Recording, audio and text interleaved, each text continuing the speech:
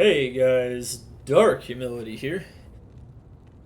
You have just entered the realm of the Strafe Amazon. This is the updated 2.6 Strafe Amazon guide for Diablo 2 Resurrected. It is on Maxroll.gg in written form, and this video will be, of course, embedded therein. You can always check out all of our most professional Diablo 2 written guides there at Maxroll and on my YouTube here in video form. A lot has changed with the Strafe Amazon since the days I made the last video. She is now significantly stronger with things like Bone Break, making it to where she no longer has a damage penalty for Strafe, which is arguably the really big one, and even the advent of the possible hustle buff on a more damaged focused version of this build, all making her insanely strong, insanely safe, and just incredibly powerful overall. She is tiered typically somewhere between B and A tier depending on the season and where the rest of the builds fall, making her a very formidable build indeed. This is one of my favorite builds. This is my second favorite, or possibly even my favorite Amazon build, I would say. I mean, it's not the strongest, right? There's Lightning Fury, but it's one of my favorite ones. But anyway, she's a beast. Of course, we'll be going over her stats, skills, Mercenary gear, and of course performing several demos and some of her best farming spots and different player accounts, so you guys can check out all of her power and all of her glory to the greatest degree. We'll be using items from my completed LOD Pluggy Grail that have been ported over to D2R single player, in addition to some of my D2R single player Grail items as well. Anyway, the power of Tri-Aura or Windforce and Dual Aura and Hustle. She is a monster. Of course, remember to check out this build in more detail in written form. We'll also have chapters for every section of this guide, so you can go back and refer to them later. But without further ado, let's introduce you guys to my level 95 Amazon. Waves. The Strafe Amazon, the Beast. Let's do it. Of course, remember, you can always catch me at www.twitch.tv/darkhumility for 6 to 7 days a week of Diablo 2 action, D2R, PD2, and even D4 coming up soon. Alright, anyway, so we have stats. In general, on a Strafe Amazon, you just want to put enough strength in to wear your gear. Pretty straightforward, right? You'll see here with just the classic damage setup, she has a ton of damage.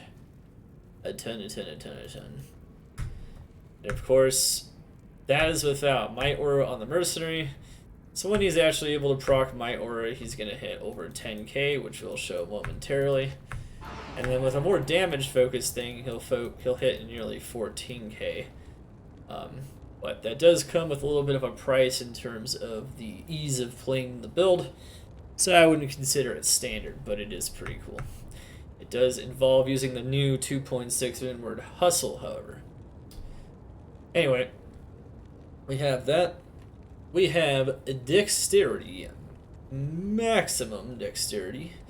For the most part, you just want to put the rest of your points into dex, especially if you're on softcore. If you're on hardcore, you might want to put some more points into vitality. I put somewhere between like 50 to 100 points into vitality, so you're not constantly dying even on softcore. Because if you ever do get hit, it's going to be really painful. And typically you're going to want to at least survive the one shot. That's typically what you want to avoid with this and your resistances, just to make sure you just don't get absolutely clobbered. But for the most part, dexterity is really big because you don't really need the attack rating if you have this particular weapon. As you can see, the attack rating is out of control on this particular setup. However, it does help that out, and of course it really helps out your damage. Points into dexterity make a big difference in damage on a physical damage boson. Of course, you're also going to have no points in energy. and I recommend if you're going to focus any res in particular to focus lightning, because so you can actually deal with areas that have souls and you don't get one shot. Once again, having at least one source of life and mana leech is recommended. You're also going to want, arguably, you can have anywhere from like no magic find to 200 plus magic find on this build. It's not like an insanely good stacker magic find. I'd say she definitely thrives more in density clearing, absolutely like shredding through tons of monsters on higher player counts. But yeah, I mean, obviously, like, she's way stronger than ever, so you don't have to go the MF approach, but you can definitely go some MF. The attack speed really does, that you're going to want on this build really depends on whether you have fanaticism or not. However, on Strafe, you don't need that much attack speed for Strafe to hit max breakpoint, even with a slower, higher damage weapon. If you don't have fanaticism, though, you're going to want as much attack speed as possible everywhere else, just to make up for your lack of attack speed. But of course, the use of hustle can also help with that as well, which we'll talk about. Make sure to check out the specific breakpoints on the written guide on Maxroll if you guys want to, and of course on the D2 planner if you guys want to customize this build in many different ways. Faster run walk is a very good stat on this build. I personally don't really like the Enigma approach on a Bozon because it's really hard to get enough faster cast rate along with damage and attack speed and all that stuff to really make this build work. You're going to be teleporting really slowly even if you do have like a teleport, even if you're using Enigma and then maybe a 20 FCR 3 jeweled circlet or something like that. So like jewelers or artisans circlet on the Magus, you can definitely do that. But I personally just like going full throttle on the damage. I think it makes the build feel a lot better as well, especially in higher player count. But it's definitely an option, just keep that in mind. And then of course you have damage to demons, damage to undead. Cannot be frozen is an absolute must.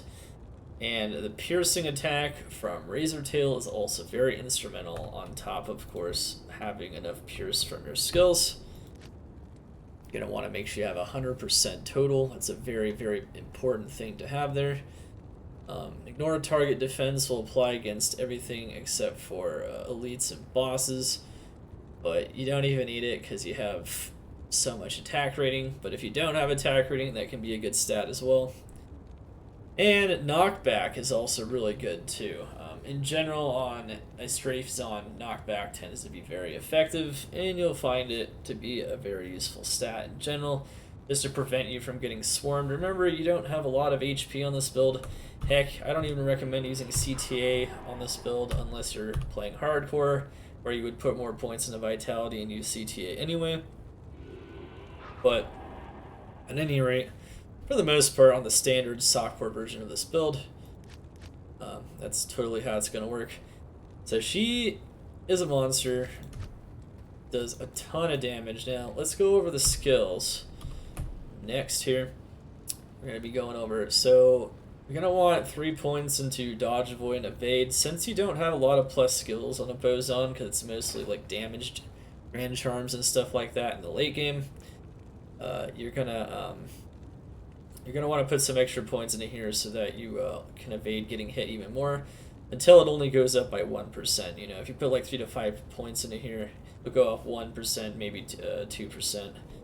2% in the beginning here, and then, you know, progresses to like 1% and then 0% with diminishing returns. But at any rate, I do recommend putting some extra skills into dodge, avoid, and evade, just some free survivability. Gonna want to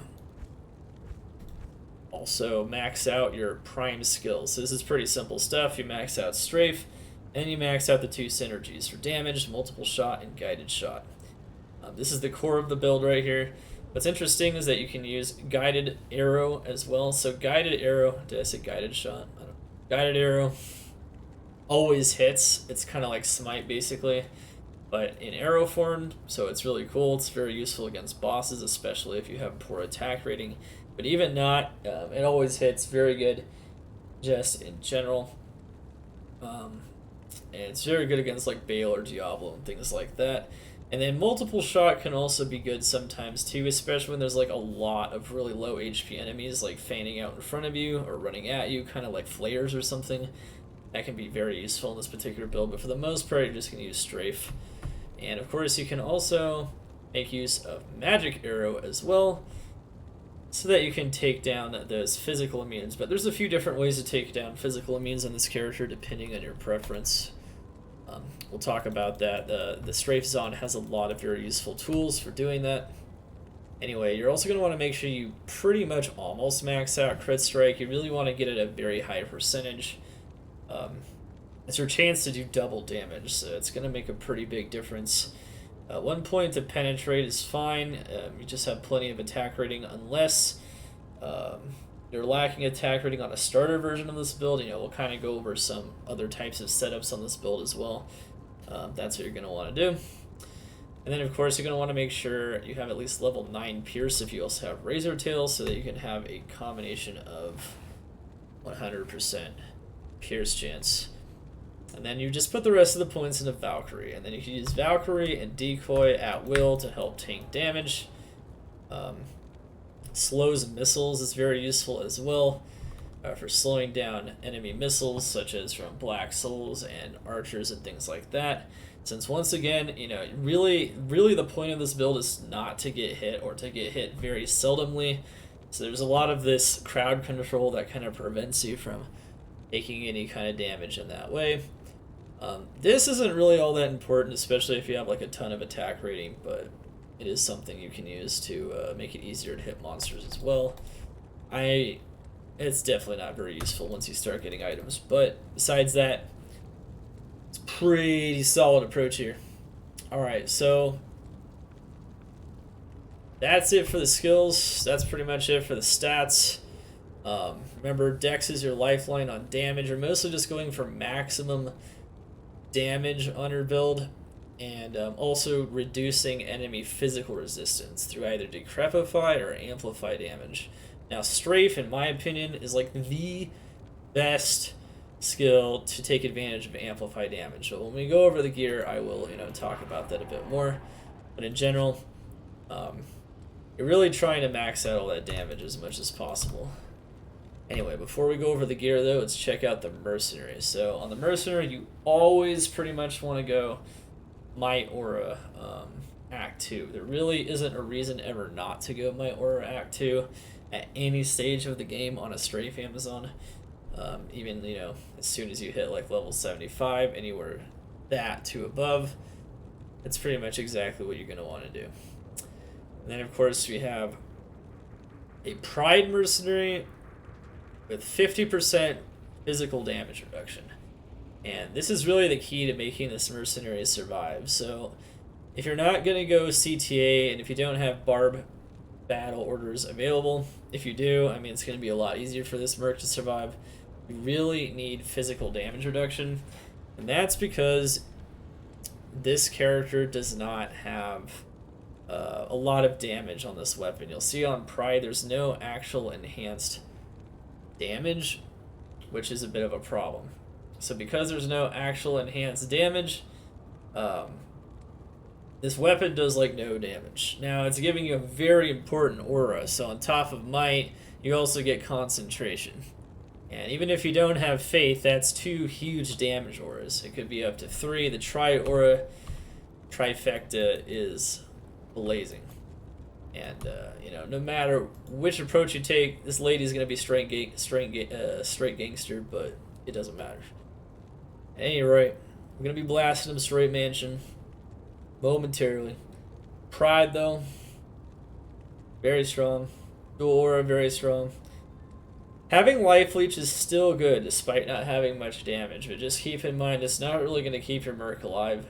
And then the other problem to keeping their Merc alive is you'll notice that neither of these items really has res. You could use Crown of Ages instead if you didn't want Life Leech, but that could be problematic because then he doesn't have any Life Leech at all. But either way, you need to find a way to get res, so I put 2 all res jewels in there. And in my opinion, this is overall the best approach and the easiest approach to follow for a very strong version of this build. Okay, so Pretty straightforward stuff. Of course, for lower level weapons, you can also consider Hustle, which I also plan on showing off as well. There's definitely a lot of potentially very good approaches here. At any rate, that's pretty much it for the Mercenary. You want DR, you want Pride, you want Damage Auras, you want Res, you want Might. It's pretty simple. There's not a lot of really other effective options. You could go a Reaper's Toll Mercenary, but since Strafe takes such good advantage of the amplified damage on this item here, which is the first gear item we'll talk about, amplified damage is twice as strong as Reaper's, and on top of that, since you don't have teleport, or even if you're using Enigma, you don't have fast teleport to really reposition the Mercenary very well for the Reapers to proc reliably, and the fact that you might be teleporting yourself on top of danger, not necessarily the best approach, I don't think, on this build. The much better approach is definitely to rely on the amplified damage from Atmoscarab. Alright, so that's really good stuff overall. Have an Atmos for that there. Good. So let's start going over the gears. So Atmoscarab, attack rating, poison resist, which is nice because you don't have much health, so you need to really make sure you have good poison resistance. And on top of that, the big one, 5% chance to cast level 2 amplified damage on striking. Now typically this percent chance is too low on most builds to ever be reliable, but Strafe pierces through so many targets and it hits so many times that it's actually pretty reliable to proc this amplified damage. And because of that, you're basically going to get double damage on top of double damage with your crit, and it's going to do a ton of damage. This is really the lifeline to most versions of this build. On a starter build, you might not have this yet, but this is definitely something you should try to go towards, and it's way more reliable than any Reapers can be on this build, with the Mercenary just getting dragged and not being able to be repositioned very easily and things like that because of slow or non-existent teleport. So this is really good. Alright. Of course, on top of that, of course, the standard build, what I would consider to be the easiest build to play without any kinds of frustrations, uses Tri-Aura, so this is the Faith approach. And the Faith approach, of course, will get you pretty high damage. The Merc doesn't have his Might Aura proc right now, but when he does, he has about 10 to 10.5 thousand strafe damage on the high end, and he has about 2,000 on the low end.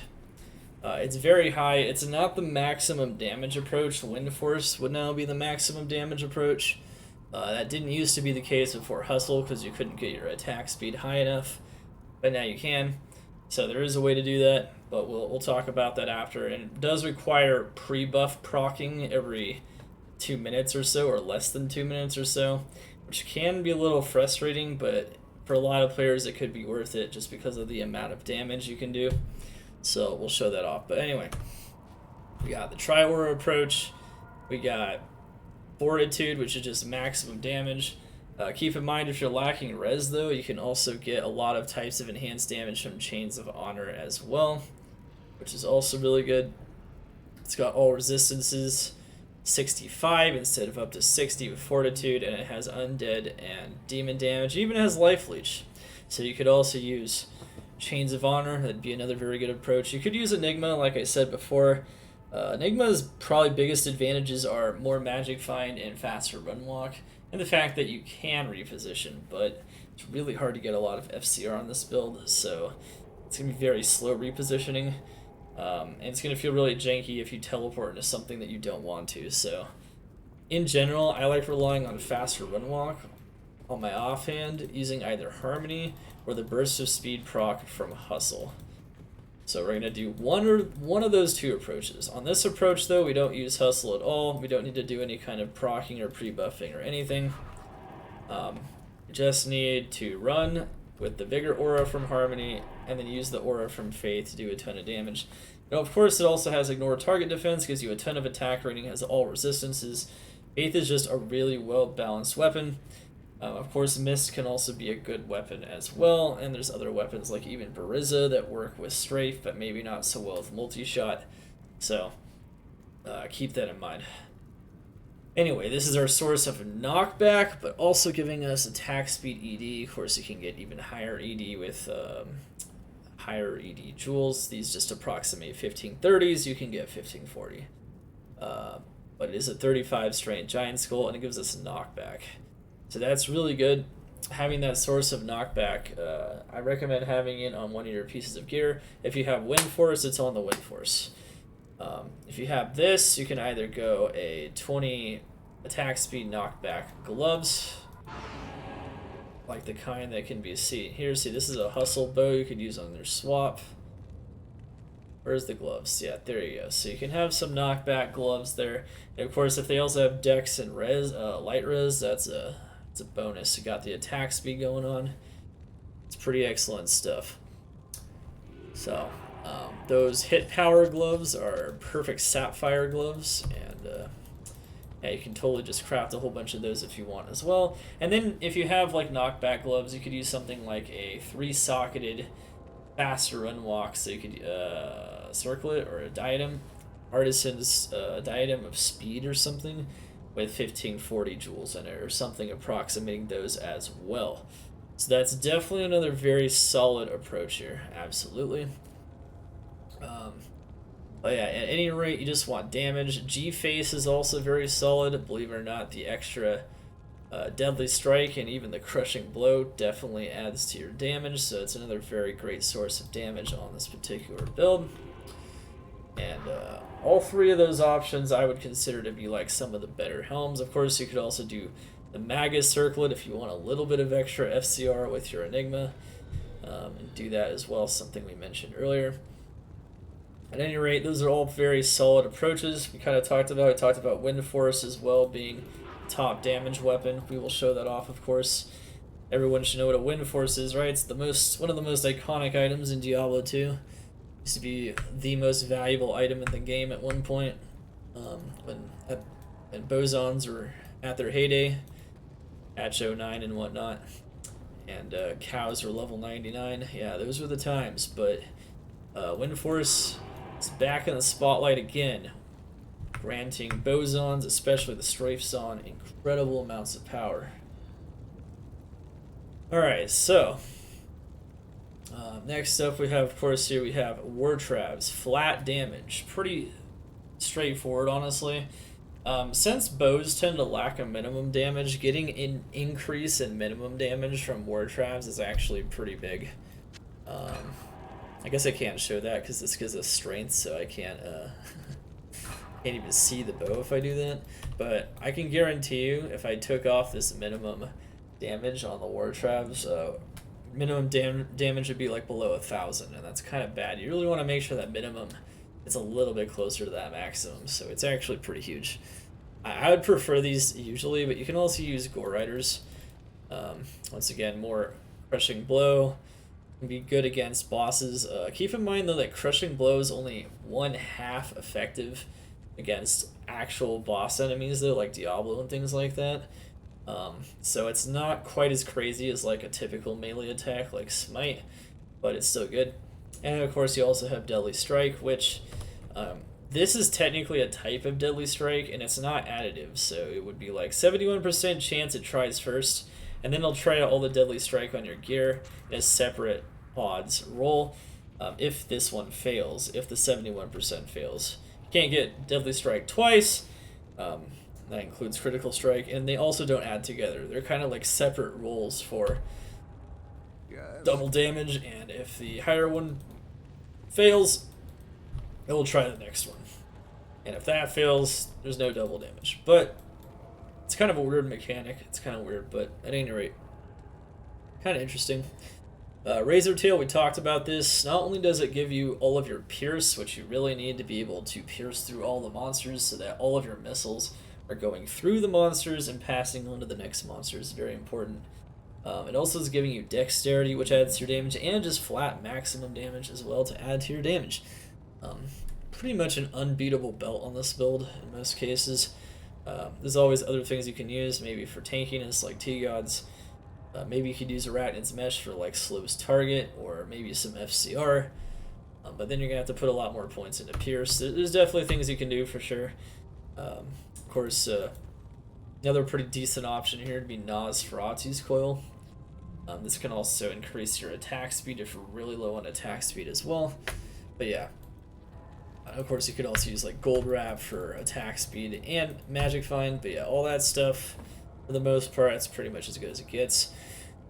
These gloves are pretty much unbeatable for most uses on this build, because for the most part, you know, one of the best known strengths of the Boson is being able to clear Chaos Sanctuary, and it's just chock full of demons. This extra demon damage and attack speed is huge. It also gives you fire res that's also much needed in that area. You'll notice that my fire res isn't even maxed with that. You know, it's very useful to have that fire res on top of it, so it's a very good pair of gloves. Of course, we also showed off another way to get knockback in case you wanted to use a different helm. This helm also has some CB on it though too, so like this helm is nice. But you can also use Crushing Blow attack speed MF gloves as well. Plenty of other very good options for that particular setup, so just keep all those things in mind. Another armor you can also use in this build pretty comfortably is Hustle. But we'll talk about that as well. Faster run walk, remember, is actually a pretty important stat on a build with either non-existent or slow teleport. So, yeah, very good stuff. And that's pretty much how it always is on this setup. Rings, this is how we're getting our dual leech. I mean, there's other ways to get the dual leech. You know, you could use even like Soul Drainer gloves. You could use leech from the Crushing Blow gloves. They always have life leech. Things like that. Also keep in mind Windforce has mana leech on it, so you can just have life leech on here as well. But at any rate, very important you have at least one source of it, and on this setup, this is the source of both mana and life leech, and it's got res and it's got attack rating, so it's pretty much perfect.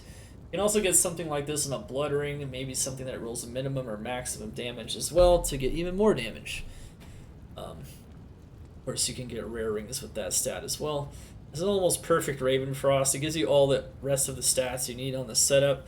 Since you need a lot of attack speed, putting Cham runes in various places isn't typically effective, but using a Raven Frost is always big. You can see the attack rating, the dex, even some cold damage too, just to slow down the monsters a bit more. It's honestly perfect. There's really not much more that can really be said about that particular item. But yeah, it's pretty solid. At any rate, very solid setup here. This is my personal favorite setup for this build. We'll be going over some other setups as well though. At any rate, charms can be a mix of all kinds of things. It kind of just depends on your needs. Faster run walk is good, res is good, and damage is good. Typically you see faster run walk damage or faster run walk res charms in this build. You might also see some life res or magic find res charms as well though. This is a perfect max damage magic find charm that I actually personally found. That's all really cool stuff. And then of course you're gonna want a Amazon torch. Ideally attributes are more important, once again, to increase your damage. But you know, res, you know, don't die, it's good stuff. They're gonna have all res on the ante, and you'll notice that you can get 14 maximum damage GCs. If you didn't know, these are actually things. They're just very rare. So you don't typically see them. I found a bunch of them, but that's because I play this game too much. And then we have faster run walk, max damage, life, even faster hit recovery can be nice if you want to hit some better frames there. But once again, you don't get hit too often, and the goal is to not get hit, so it's not like insanely essential for fast hit recovery. And then you can have a Geese as well, and you can swap out the Geese or whatever also with a Bone Break. And Bone Break is pretty big since patch 2.5. This isn't a perfect one. You can have up to down to 10%. This is a bad stat. It means that you lose this res if you don't know how these work. You actually lose 13% PDR, so monsters will do even more physical damage to you while you're wearing this. Most of the time, the Strafe Zone is going to farm areas that don't have tons of Fizz immunes. However, there's a lot of areas that could have Fizz immunes, and believe it or not, this is the most effective charm in the game when it comes to breaking an immunity. So a lot of charms, they break the immunity, and then they have conviction, lower resist, and negative res that can be stacked on top of it. But you know, the conviction, lower res, and cold mastery even are only 1/5 effective on a physical damage build. Bone break is 100% effective. So you break that physical immunity, and so if you stack amplify damage or decrep on top of it, the full 50 or negative 100 res is applied on top of it, which is going to massively increase your damage against physical immunes. So it's actually very important potentially in certain areas whenever you encounter lots of physical immunes, but it's also a good thing you can kind of just swap in and out at will. If you see a physical immune that you want to kill or have to kill, and then you can handle it with the combination of amplify damage and the bone break charm. Alright, so I believe that's pretty much it there for the cure. Went over a lot of different things, you know, we talked about a lot of different stats you're really going to want. Enhanced damage, attack speed, even res to some extent, the amplify damage, the dual leech, a source of knockback. Yeah, all that stuff is really good. Alright, so, and of course in the Mercenary, damage reduction, and if you can get it Pride, or at least some kind of damage aura on top of this, Hustle gives you at least some kind of other damage aura, so that can be nice in the early game. But at any rate, what we're going to do is we're going to actually start demoing this build and showing her off in her full glory. Alright, so believe it or not, we're not even going to bother with players 1 on this particular setup because this build's kind of not really meant as an elite targeter. She'd be very, very slow. Elite targeting, so we're not going to do that. At any rate, it's very simple. You don't really even need to pre-buff anything. If you have a Harmony, make sure to make your Valkyrie if you can on your Harmony swap because it has some plus skills to Valkyrie. But then you just run with your Harmony. The Hustle is a little different, you know, we'll go over that, but it's very similar stuff still for the most part.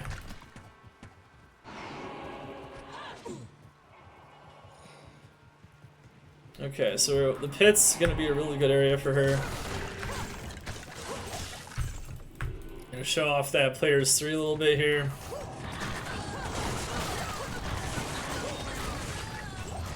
Notice though, she pretty much just guns down everything all around her. And the more you can keep all the monsters directly in front of you, the better it's going to be in general. Make sure to pick up those arrows here and there, if you can. One thing about bosons is they need arrows and quantity doesn't replenish, but at least there's 500 of them, so that's kind of nice.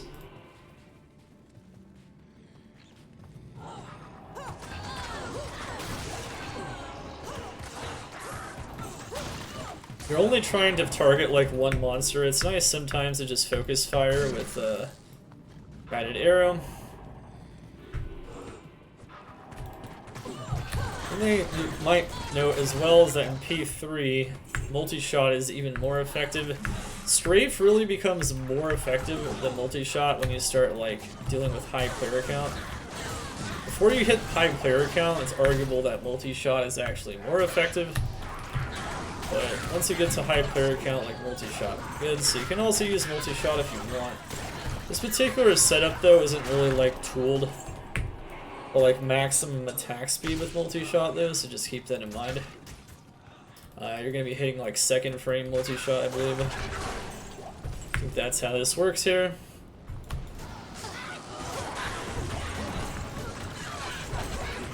At any rate, Strafe is monstrous. You literally just run and gun. It's a very simple build, but very satisfying. Just absolutely just laying to waste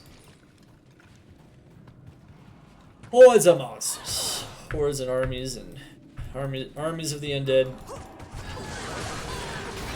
Doesn't matter at all.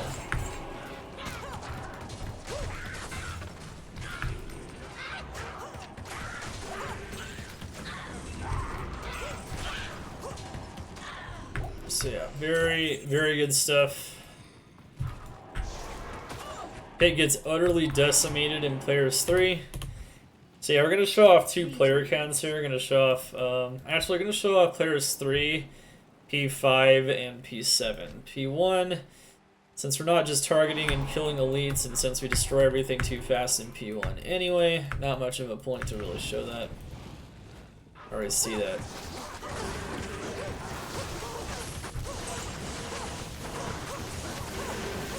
Want to, you can always run up to these council members here.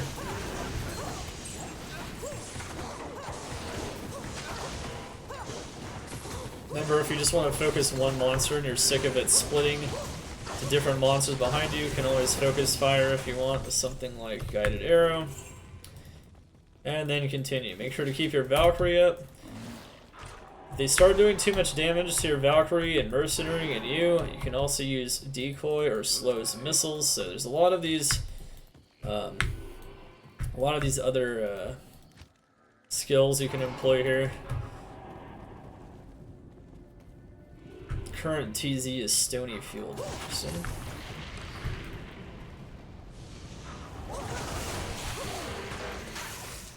Yeah, you'll notice that we're killing monsters so fast, the amplified damage isn't really making a huge difference here, but it's pretty much a one-shot if they get amped, though. Notice how the Mercenary just mostly lags behind. Like, it's not very useful to put Reaper's Toll in this particular build because of that. Like I said, you know, some people really like Reapers on something like this, and on multi-shot, only the middle arrows will proc amps, so it does make sense on multi-shot maybe to use something like Decrep instead. But even then, it's not super effective. Like, just having the pride, just having the extra damage is really big. Starting to run out of arrows again. You can always buy arrows back at town too, if you happen to run out.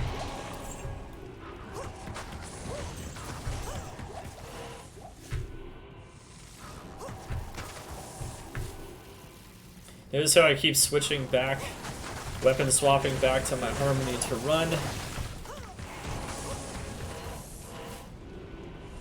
If you want to, I actually recommend putting like a maybe multi-shot in this skill so you can distinguish it from the Guided Arrow skill, which is your main hand, so when you weapon swap, you know for sure that you're not on your Harmony or Hustle, whatever it is.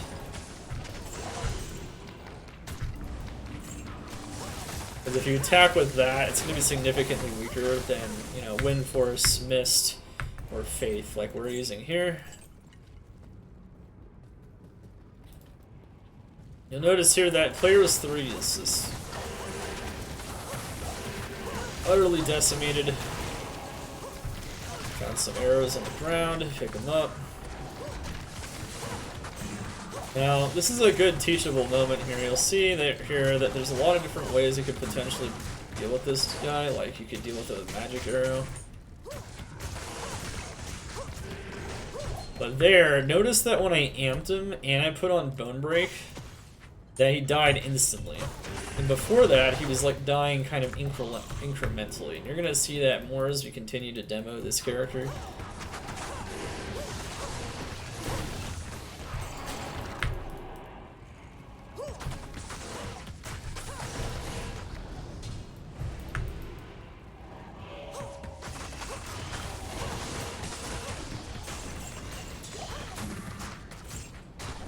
We'll notice here that, you know, despite me not having a ton of HP or whatnot, I'm doing pretty fine for the most part.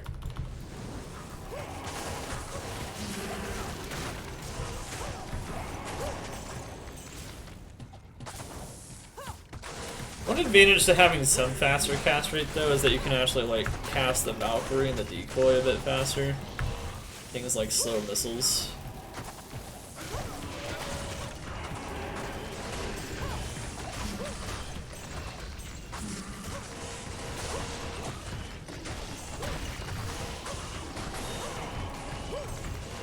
So we did players 3 Travancore, which is kind of optimal. I won't be demoing Travancore again after this, though. The want to really do high player count anyway. It would be interesting to see, but you don't have to do it. So once again, he's got Stone Skin. I put on the Bone Break, he dies instantly. He also has physical immune. It's a good way just to finish him off. Now, against Diablo, there's a couple different approaches. I like Guided Arrow because it always hits. There's the Mercenary, who takes a lot of damage because we don't have a CTA. Thanks. I don't know how he's still alive. Now, against P3 Diablo, oftentimes it's better to use Strafe. But against something like Bale, you can use GA. That's why I said there's a couple different approaches. So you can use either Guided Arrow or a Strafe against bosses. Strafe can be better for proccing sometimes, but Guided Arrow is guaranteed hit. So against Bale, it's more important to use Guided Arrow typically, but against Diablo, you can use either one. And oftentimes, Strafe will just beat it up even faster. This isn't like the craziest boss killer. She's very capable of killing all the bosses, but it's not necessarily one of her strengths. It's definitely density clearing, especially high player count. Alright, so we'll now do Bale in P3. One of the reasons why my YouTube videos are often so long when I make guides is because I do a ton of demos. I don't just do like one player count or something. I really want to show people like how strong it is in a lot of different situations. So you can really see how strong the build is. But as you can see in P3, this is really easy. And that was P3 Diablo. So this is actually a good opportunity here to show the power of Bone Break.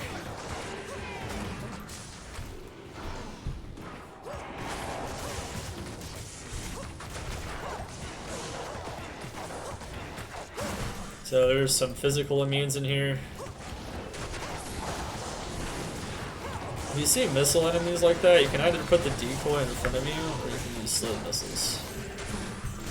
Notice though, once those fizz immunes got amped, they were dead in a second. That's the power of Bone Break right there. Ordinarily, with just amp, you could kill them with the 1/5 penalty, and it will happen eventually. But Bone Break allows you to totally avoid that 1/5 penalty entirely. Slow missiles is really nice. There's a lot of like ranged monsters around. It's very easy to do that. Gives you time to get that amplified damage procced. Look at those physical immunes just disappear, and this is P3, mind you. She used to have a lot more issues with this in previous patches, but as gangster as this class might, or this build might have been before, it's so much stronger now. He is a beast. And against like these really low HP monsters, oftentimes you can just use like multi-shot, just finish them off. Multi-shot does tend to be very good in these situations. Alright, I think we're out of the physical immune zone. Since there's just not always physical immunes, there's no reason to necessarily have Bone Break on in your inventory all the time, I don't think, but that being said, it's really good. So in any physical build, whether it be this build or Zeal Paladin or something like that, it's really good. Notice how, unless you get one shot, you pretty much can't die, and that's just because, like, with as much damage as I do, plus the life leech, remember to cast the slow missiles. Definitely helps prevent dying. Souls are going to do a lot of damage here.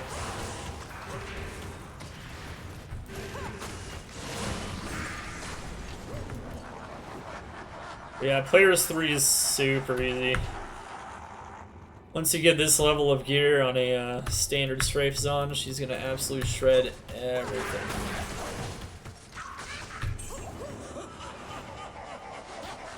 It's absolutely brutal. Brutal.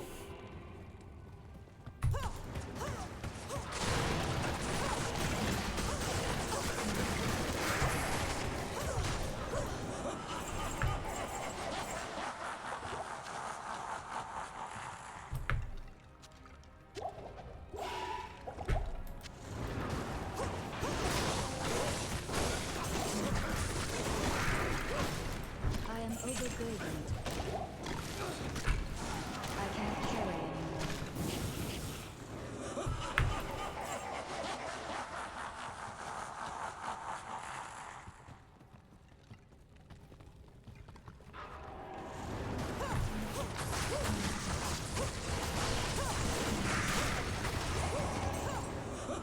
Look how fast she just rips through these Bale waves.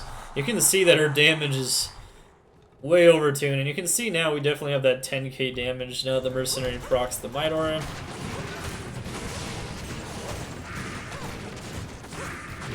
One advantage to her is she can stand back behind the point where Bale can cast Decrep, so most of the time you're just totally good. Bale's a little more painful. I don't recommend ever going above players 1 fighting Bale. Even with gear, honestly, it just takes way too damn long. I'm gonna use some guided arrow. See here, Strafe kind of struggles a bit with him, see? But in that case, Strafe actually procced it, so that's kind of good. Strafe's doing a bit better than I thought, actually. To be fair, they did buff Strafe quite a bit. And I haven't seen it against Bale in a long time. Well, there you go. You can use Strafe or Guided Arrow against Bale, kind of. But either way, whether you want it to be, like, more certain or less certain, good stuff. And even dropped arrows, the most important item for this particular zone. So we're gonna go test this standard build in a couple more player counts just to show you guys how it works. And then we're gonna do some high player count benchmarks, or lower player count benchmarks depending on what other builds we try out here, just to show you guys kind of how good they are. But anyway, we're gonna show her off now in P5. P5, I don't really think there's much point to going back to the pit in P5. I'm just gonna do Chaos and Bale.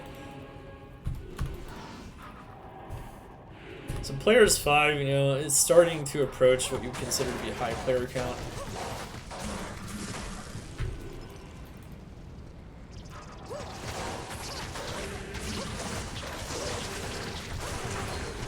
Amp is pretty much still a one-shot every time. Need the Merc to get that Might Aura going. Notice how good knockback is. It really prevents the monsters not just from getting to you, but also your mercenaries so you don't get swarmed. And since you don't have CTA or Barbo in this particular case, if you have Barbo, you know the mercenary won't die even without knockback, but that's pretty much it. You could swap out a CTA if you want. I personally don't think it's necessary, because like I said, most of the time, you just don't get hit. On hardcore, I'd say it's necessary. Definitely don't chance it. There are missiles that can do absurd amounts of damage, especially if you're like amplified damage and whatnot.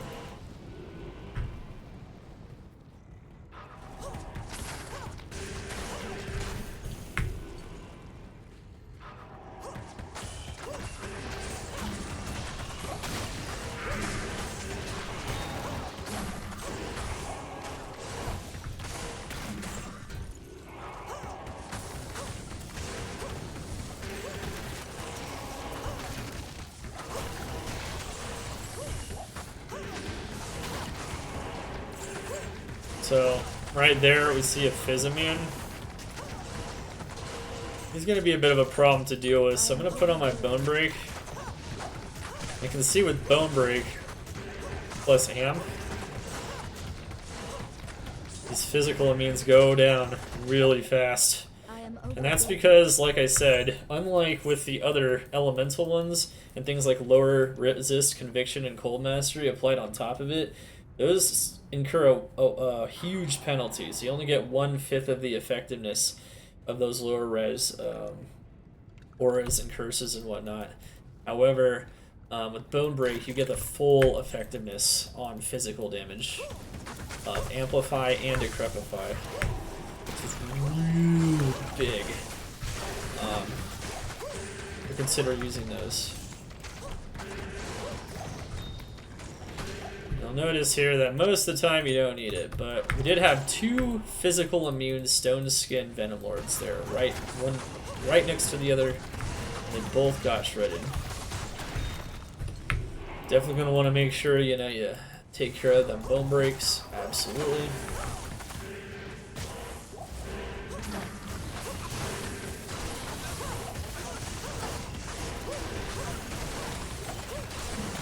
So, I believe this is stone skin, so it is fizz immune.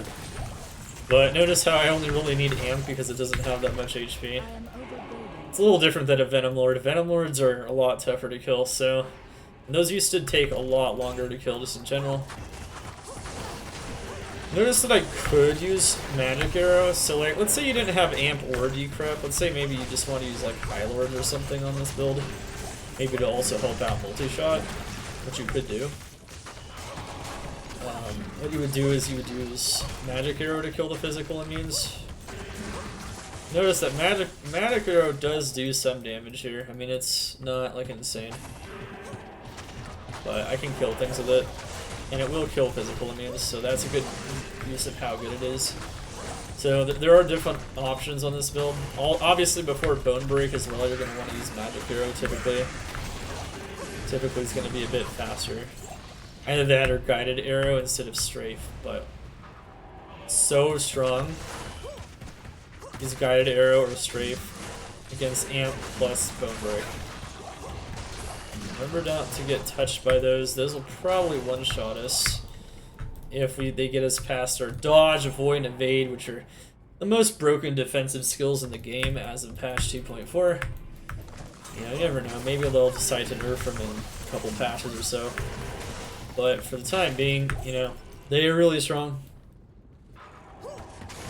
Getting that extra percentage on them is 100% worth it. I'll put a decoy out there so they don't even see me, basically.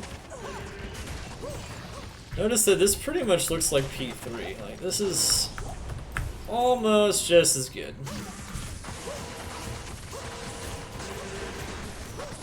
When the monsters get amped, they just get absolutely floored. So she's a very, very, very, very, very strong build. Next we'll go up to player St8. But you can see though, no problem.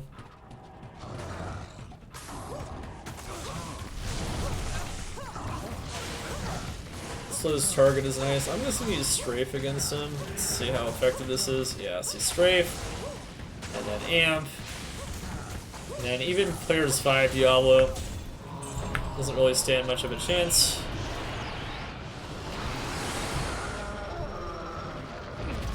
Remember, when you go back to town, you can always just sell your arrows and buy them back. It's pretty much, if you don't really want to worry about picking up arrows that much. Not a big deal to do it though. Oh, won't you look at that? See, I was talking about that earlier. We just found that off the ground though. And so, remember how I said you could get like minimum damage on these? Well, you can, and you can also get dual leech, and you can get AR, so... I think I prefer the res, but you can definitely increase your damage a bit further. And minimum damage is pretty big. Like I said, having low minimum damage is one of the problems of this build. So, honestly, something like that is pretty darn optimal in a lot of cases. It's actually pretty sick, though. I'm not gonna lie. That's pretty cool. It even has MPK, which is totally useless on this build, but...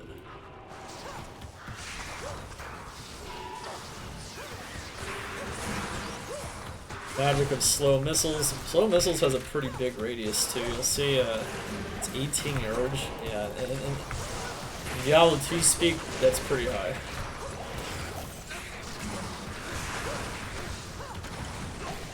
One thing to note is the Mercenary really doesn't like souls. He's not a Fortitude Mercenary.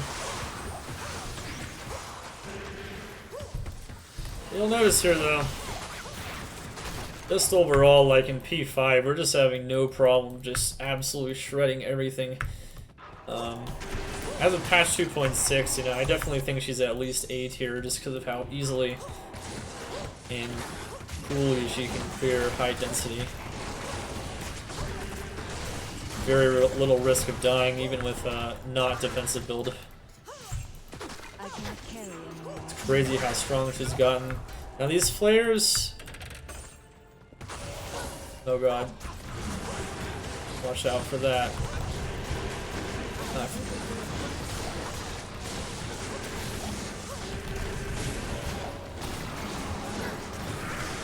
I'm just casting some decoys because I realized my Valkyrie and my Mercenary could use a bit of defensive help there. Look at that though, absolutely shredded. That isn't physical immune, but it's just phys resistant.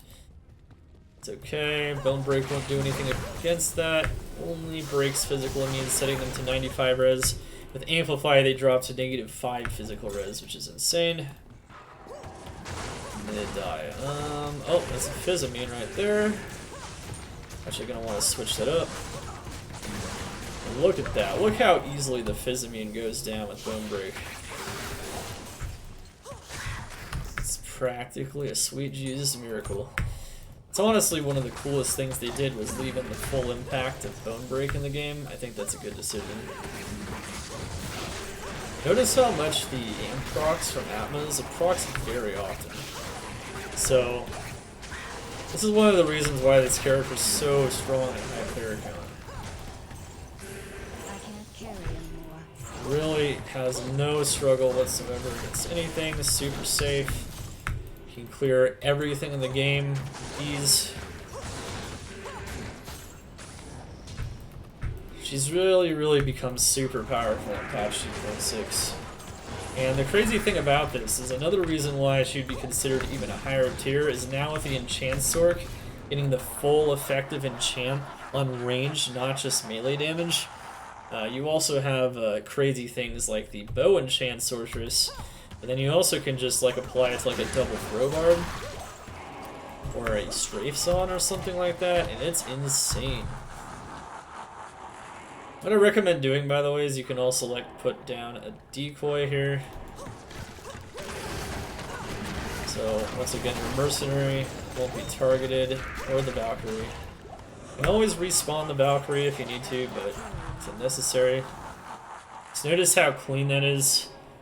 So insane, and this is still P5, so this is like crazy high level. Player count's pretty darn high. Doesn't matter. You'll see that you can probably already tell that she's not really going to have any kinds of issues. She was never able to get damage like this before, though. I think when I used to play her, I was getting like 5 to 6k, so like you can get like 2 to 2.5 times more damage now. It's pretty wild. I think I was getting like 7k maximum or something, but like now you can get 10 to 14, even 15k is definitely possible. We'll show you guys some of those variants here in a bit.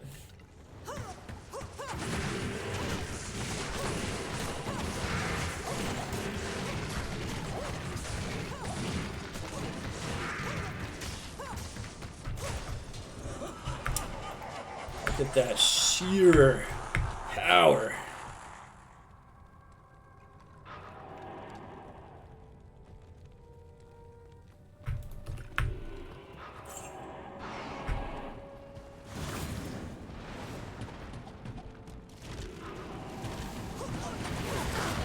Player is 5 Bale. Because I accidentally left him in P5. You can notice that even P5 Bale, he's dying. Kind of interesting to see this actually. I have so much attack rating that, like, if you didn't have this much attack rating, you would use Guided Arrow for sure. The Strafe's just like hitting right through him.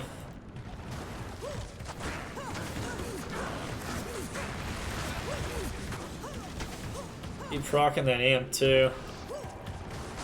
Really devastating sort of Veil here.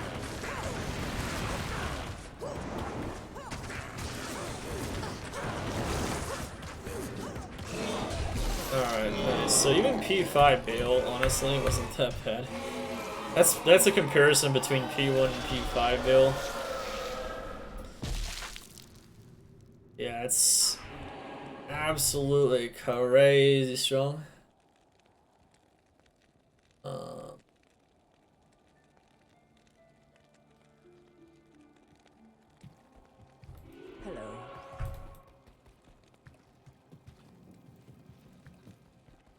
Can I help you? Just a second. Okay, alright, so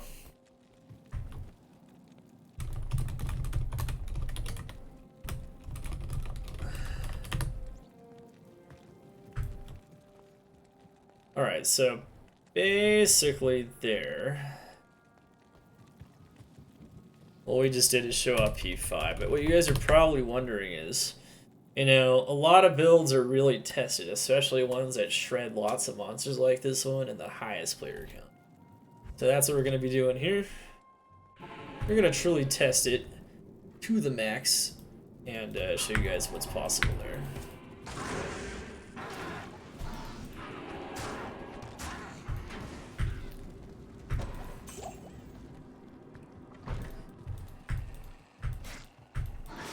People are wondering about them strafe songs, man. Telling you. Well, that's why we make this guide, right? Alright, at any rate, here we go. Let's continue. Got a lot of questions about the strafe song, and definitely haven't updated the strafe song since even before 2.4. Unfortunately, with 2.4, they tried to remove her damage penalty, but it never actually got done. And so, until 2.6, this build's actually still been not that great. Or it's been, you know, a CB tier at best, right? Obviously, with these changes, it moves up a full tier, I would say.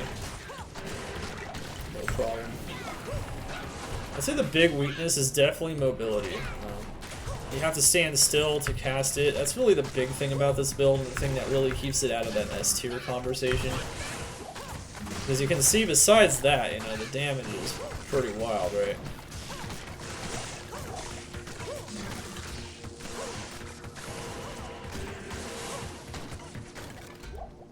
It's pretty wild.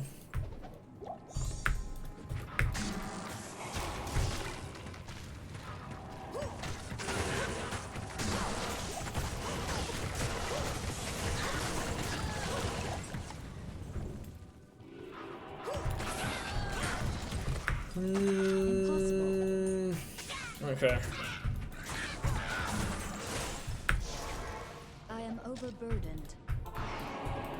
Stay a while and listen. Alright, so this is mana. Ooh, that could be used for a Lawbringer or a Plague. Not for this character, though. Anyway, it's pretty wild, as you can see, just like how much damage it does. This is player's 8. Monsters get shredded. Our biggest issue truly is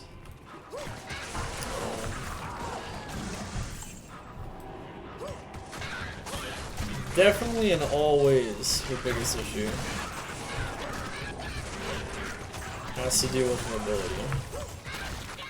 Because besides mobility, like, her damage is maybe not quite as high as Lightning Fury, obviously, but like it's really solid.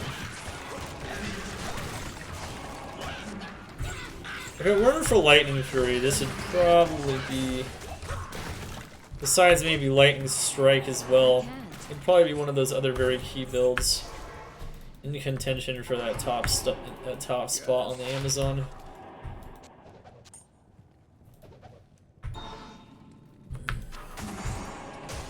Yeah, for sure.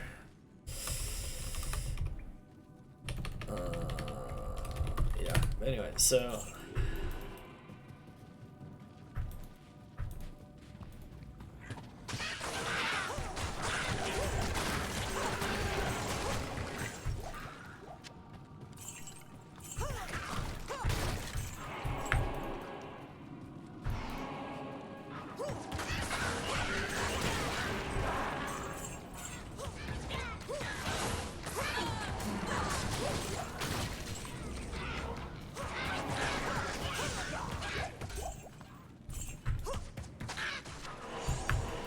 Coronet. Very good. I can't carry anymore. And then we have that one.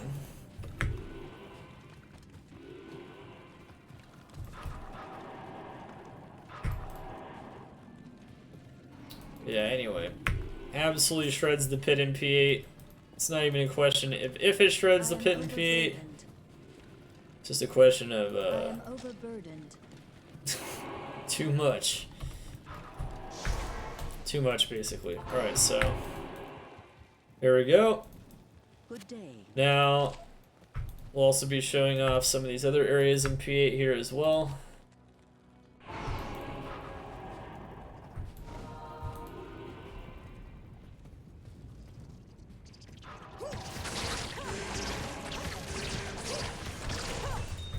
P8 monsters have a lot of HP. Maximum HP, maximum damage, maximum drop rates of items. It's a max level area that's really good just in general.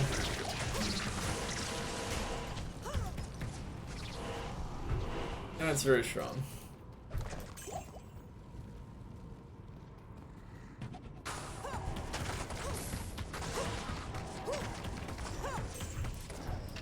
I would definitely say one of her real barriers before sometimes was the fact that you had to like run away from Physomine monsters, and oftentimes like you couldn't escape them unless you had like Enigma or something.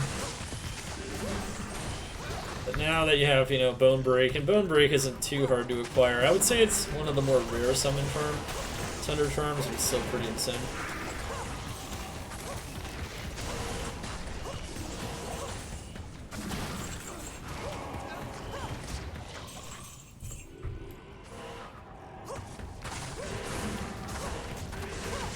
Fizz immune? No, that's a lightning immune. Look at this, she just rips. Not a lot of builds shred like this in P8.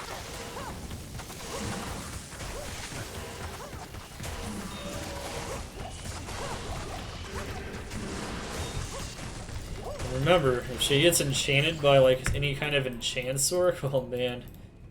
It's kind of unreal. At that point, she really is only limited by her mobility. You could say that maybe she's slightly limited by her damage here, but not really. This is more damage than a lot of S tier builds can pump out in a similar situation.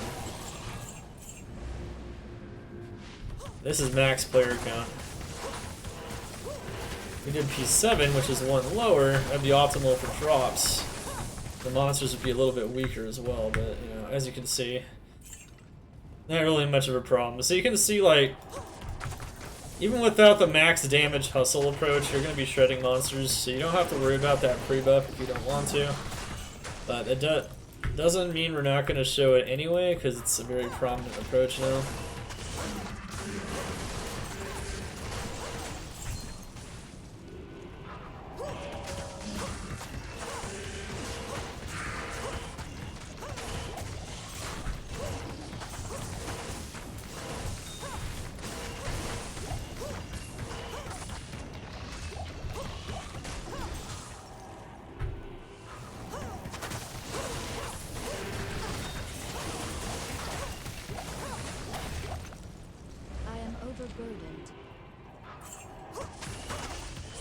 Look at the knockback, man. Knockback is so good. Extra fast to Ace, who cares? You can't do nothing. I didn't even put down a decoy. Remember, this is as hard as the game gets. Too bad the Terror Zone is really lame right now, otherwise I'd show you guys, but yeah, it's pretty lame for any class. Nonetheless, this one. But you can also shred Terror Zones with this. I wouldn't say that this character is super good at TZs though, just because like mobility is such a big part of the TZ meta. But you can do them solo and single player, it is fun. When they're not playing multiplayer on that. There you go. There's P8 Infector just totally dropping to the ground. We'll do P8 Diablo as well. Wow, it's just super strong. I never imagined that this build would be this strong, but you know, it really is.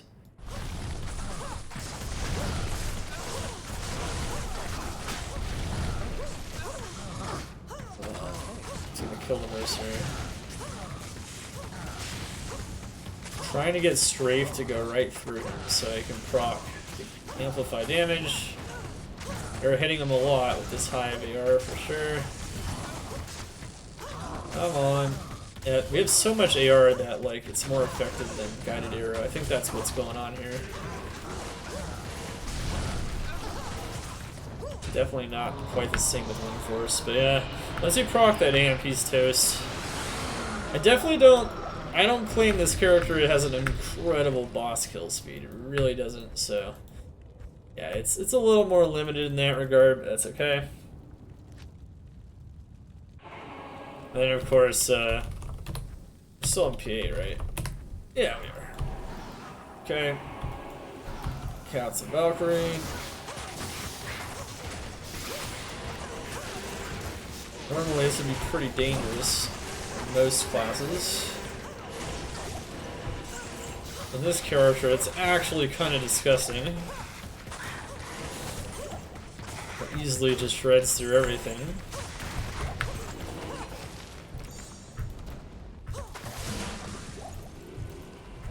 Wow, right? Slow down the missile if we want.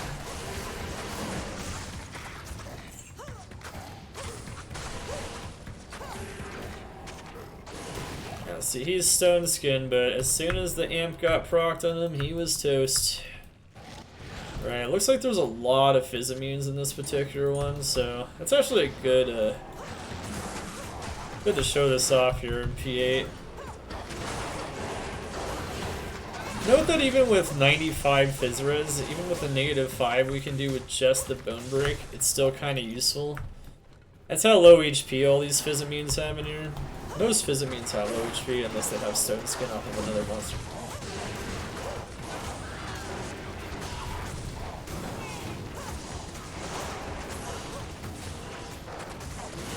Look, as long as we're capable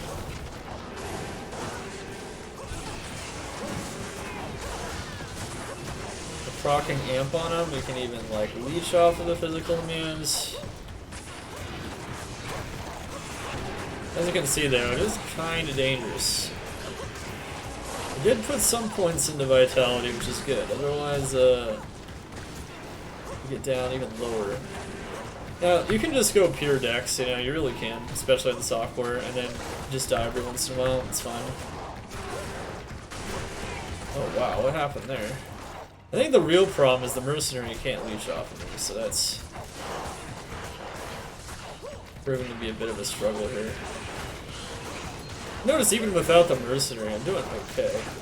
Well, except for having no meat shields in front of me. I don't want to cast the decoy there.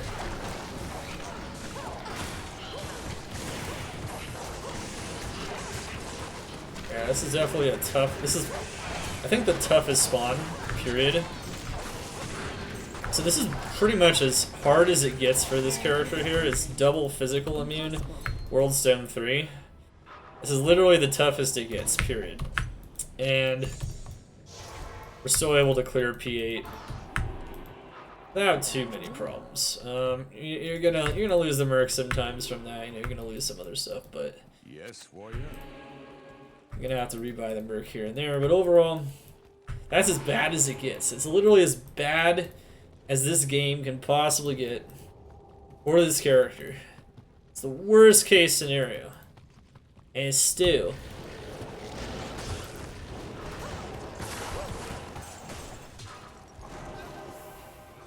puts him in the dirt, man.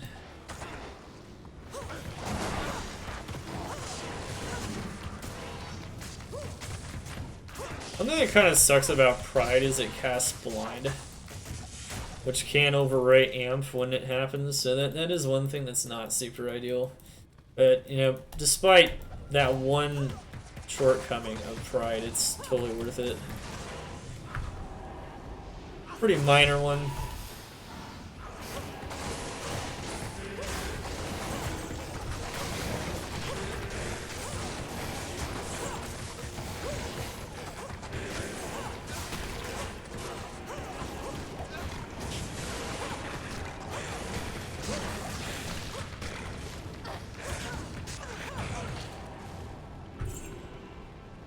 Okay.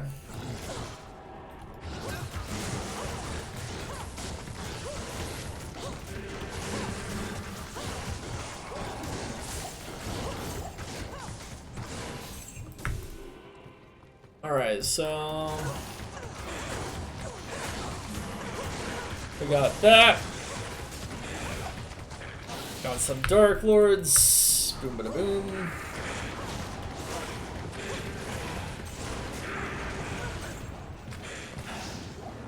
Look how effective that is at like finishing off one monster too. Just always hit with it. It's really nice.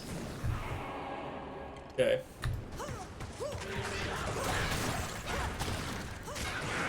Let's go check the video time here as well. Yeah, that's pretty good. I think we can get this one under 2 hours for sure. This is not a no Uber's demo in this one.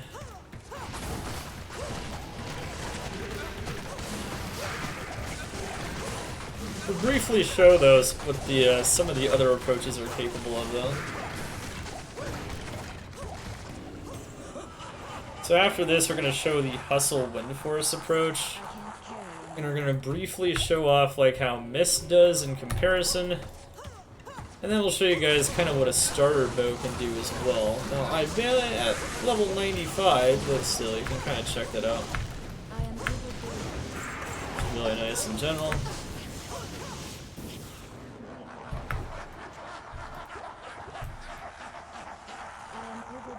Okay, so we have that. Remember the decoy.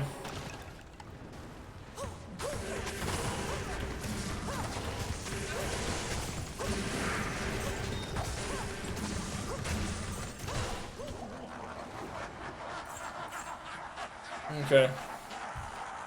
I can't carry anymore. Awesome.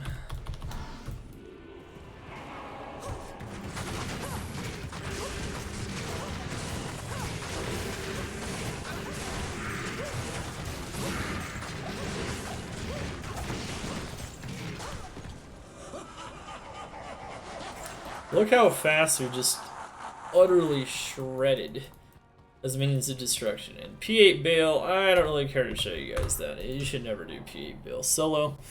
But yeah, that's pretty insane stuff. So now we're going to show you guys some of the alternative build approaches and how well they do.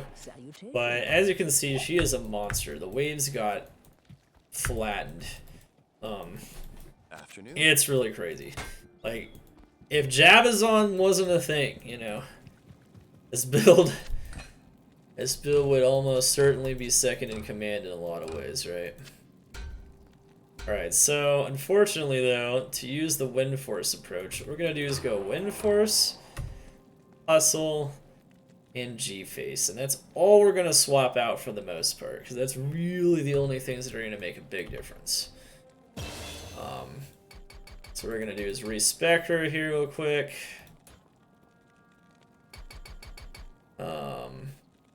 I can't. Yeah. Make sure she has 115 strength so that she can wear this one. Now notice that we have knockback here, so that's why we're wearing G-Face. That's going to help out her damage a bit more. That crushing blow is really good, especially against bosses, and of course the other stats are good too. Now of course the other thing you can do is go faster and walk, 45 attack speed, 120 ED helmet. That would also be super effective as well. So whichever way you decide to do it, both are going to be very effective approaches. With one of those jewels or three of those jewels, one of those jewels plus 15 deadly strike and 35% crushing blow. Either way, really good potential things to do there on this particular setup. And then honestly, let's see, with the extra life and whatnot, I guess we'll go. I feel like if I don't have at least like 850 life, I feel like I'm dying way too easily oftentimes. Oh shoot. Oops. Didn't realize we needed more strength for that. That's a problem. Don't do it! You can also put in the dex here first. You can go for 500 dex. Let's do it. Put the rest in vitality. I kind of like 500 dex, but you know, In general, kind of just do whatever you're most comfortable with. Alright, so there you have it.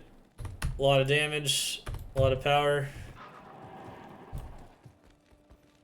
Good day. You notice here, Hustle actually has Fanaticism Aura, which is useful because that will help it proc the burst of speed. And you'll know when you have the burst of speed because you'll have a little gray pulsating indicator aura around your character. So definitely be having that here in a second here. But yeah, Hustle, Windforce, G-Face. That's like the main features of doing this, and then maybe like, you know, attack speed, faster run walk, attack speed, ED jeweled, helmet. That also just totally works. Either way, super strong approaches. I don't have one of those though. I've actually never found one, so I'm actually just gonna use what I found personally to work. But yeah, at any rate, really strong approaches no matter what. Really can't go wrong. Alright, so once again, this one I almost want to put like 5 extra points, 5 points instead of 3 points in. I think that's in most ways a little more effective. And you really want to make sure that damage, pretty much just gonna max it out now. Gonna have 9 into Pierce again, and then Strafe, Guided Arrow, Multi-Shot. Yeah, I guess we would need one more level to like max out absolutely everything, but that's okay. We'll have 1 point missing from Multi-Shot. It's not going to matter at all for the sake of this. Yeah, faster run walk, ED, attack speed circlet would be pretty sick. Look at this damage now. ED max damage duel in the Windforce would also be crazy. And you'll notice that we're actually attacking a little slower. That's not good. You don't want that. You'll see our damage is already higher, but we're attacking slower. So, in order to remedy this situation,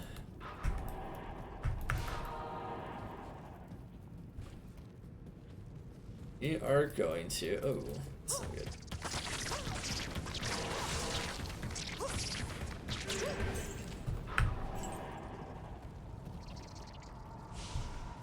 Okay.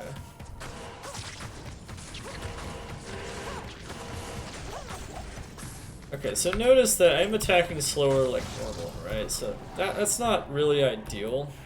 So what we're going to want to do is with this Hustle here, we're going to proc Burst of Speed.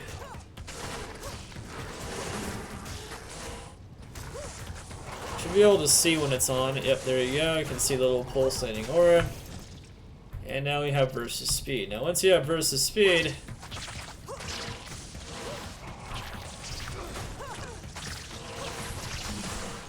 be attacking at max attack speed again, and now Strafe will be doing 14,000 damage. On the high end, the minimum damage is actually more painful, so keep that in mind. That does kind of suck. Definitely might want that minimum damage on that ring if that's the case, but you know, either way.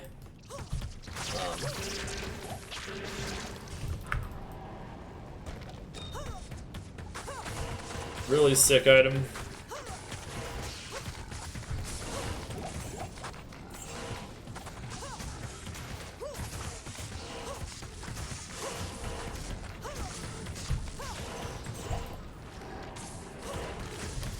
Create chaos like this with Windforce. Double Pride. Notice, of course, we only have 2 auras, so we have Pride and Might on the Mercenary now, which is fine.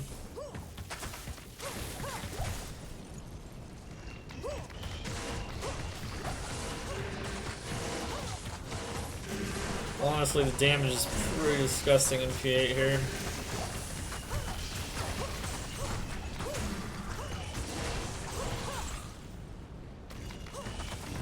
Versus speed also gives you faster run walk, not just attack speed, but you're going to need both on this particular build to maintain your attack speed with Windforce.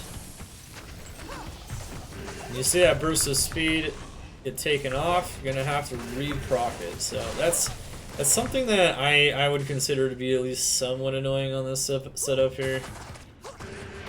You'll notice it lasts for a pretty long time. And my overall average damage is higher with this particular approach. I didn't even use the... Oh wait, that is with Bone Break, never mind. Alright, so... We lost it. Make sure to proc it. Make sure to proc it with Strafe, because Strafe goes through more monsters.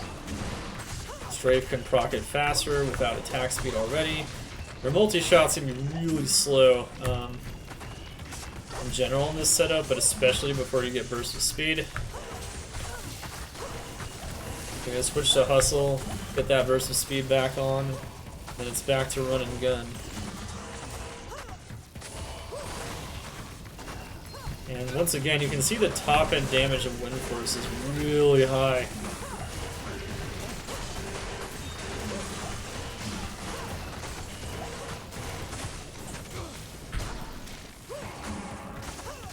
It's really high.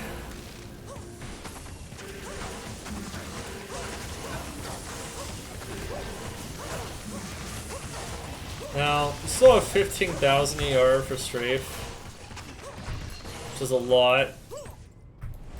It's not quite 30,000 though.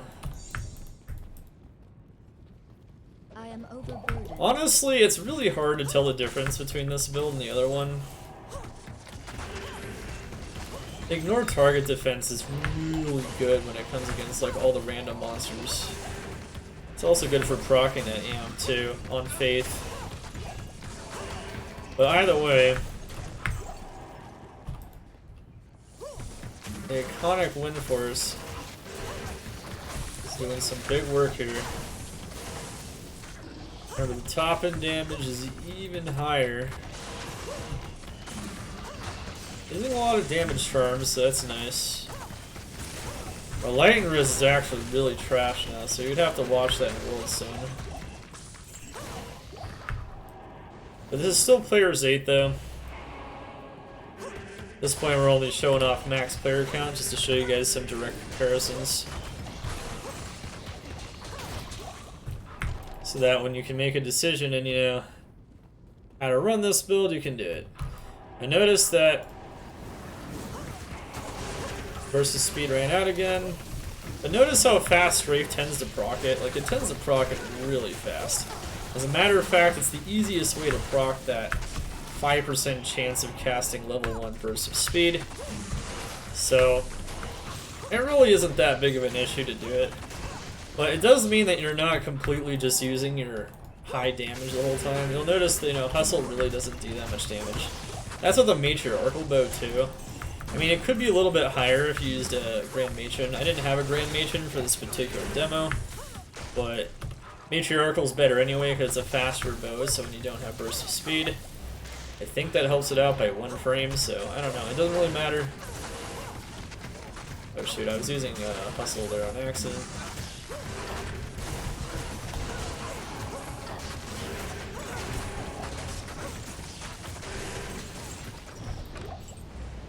But no matter what you do, like, this approach is super solid. Burst of speed makes me run fast. I don't think I'm running quite as fast as I'd be running with like Harmony, but it's pretty fast still. And my damage is a little bit higher, so it's really up to you.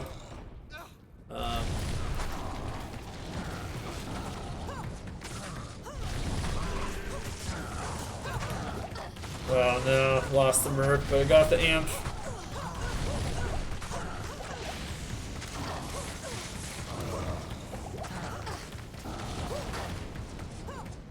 Dang, Diablo is going to kill us. There you go. So yeah, it's another solid approach that's also going to be really strong in general. I'll show it off for a little bit longer here, and then of course you guys will be able to make your own determination. Hail to you, champion. Anyone sitting at home watching this YouTube video, or otherwise. Okay, so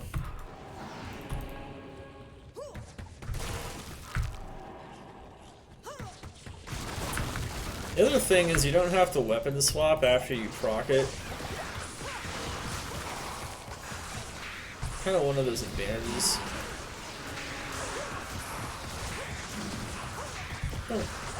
Ideally, you just put on more light res to deal with this, so make sure your charms, once again, like, make sure you have your 80 light res if you have fortitude. One of the advantages of fortitude as well is that 5% max light res, but that's not doing anything though.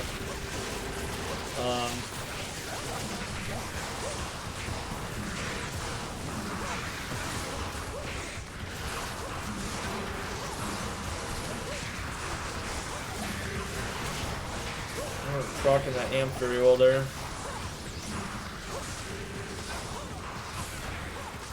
Okay, I believe I need the burst of speed again. Let's see. There we go. One of those things, you know, just have to constantly keep proccing it.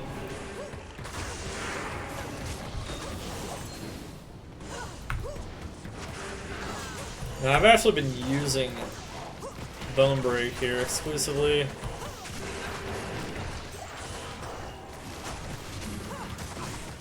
Alright, gotta be able to tell them apart a bit better, honestly. I've actually been getting to some pretty nasty spawns for this particular character in general.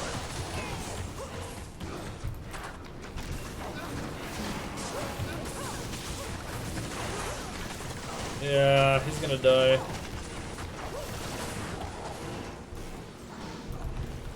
Too many Fizzabeans.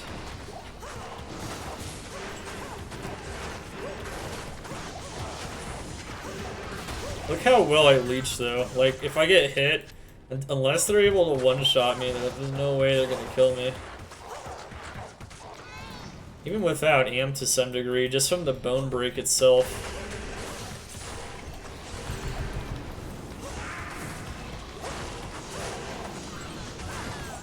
Yeah.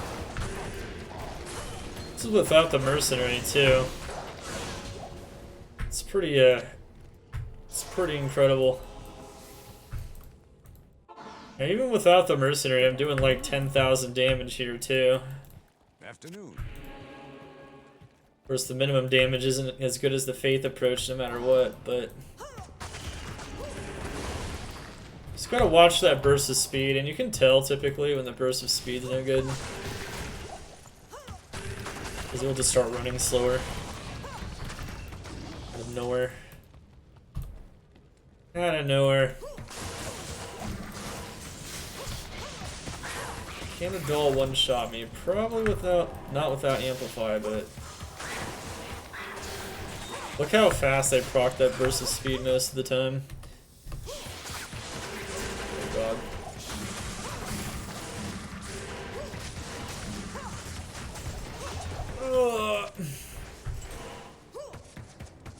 My cold res is really bad with lower resist on. I lower resist curse, man. You really gotta stack that res. One thing you can do, of course, instead of damage charms, you can always put more MF charms, more MF damage charms. Remember, you can also put res charms there as well. You don't necessarily need more damage in your charms, but I mean, always feels good to have more damage. Especially on a build like this where you can just avoid getting damaged most of the time. If we can avoid dying though, that'd actually be pretty nice.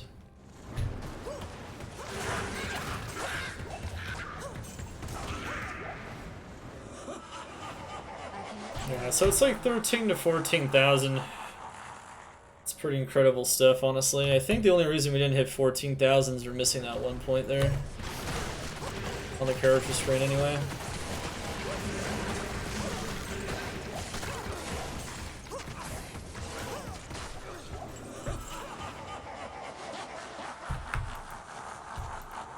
But alright, after this though, we'll then show off weaker approaches, not stronger approaches. So these two approaches here, currently the strongest approaches in Diablo 2 to making this build.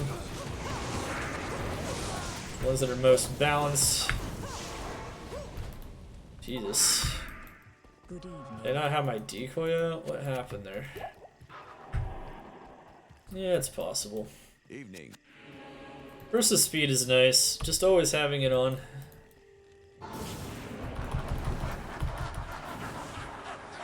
As you can see, the big problem with it though is that I have to keep re-procking it.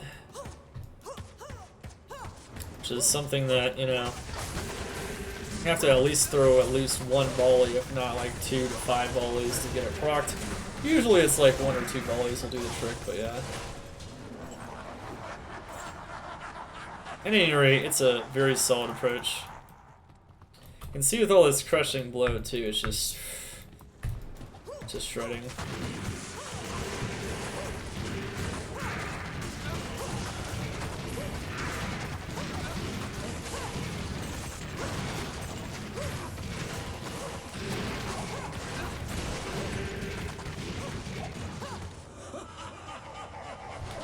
Boom. Easy. Alright, so that was pretty much it in that regard. So what we're going to do now is we're going to show you guys some slightly weaker approaches and how those approaches would also be fairly decent.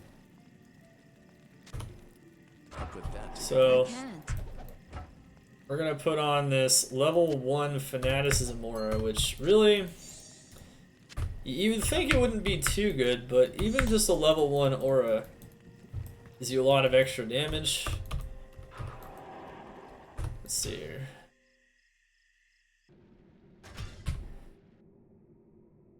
You get a lot of extra damage on it, like a lot of extra damage. And then at your service. You guys how the rest of this approach interacts. So the Mercenary is going to be weaker.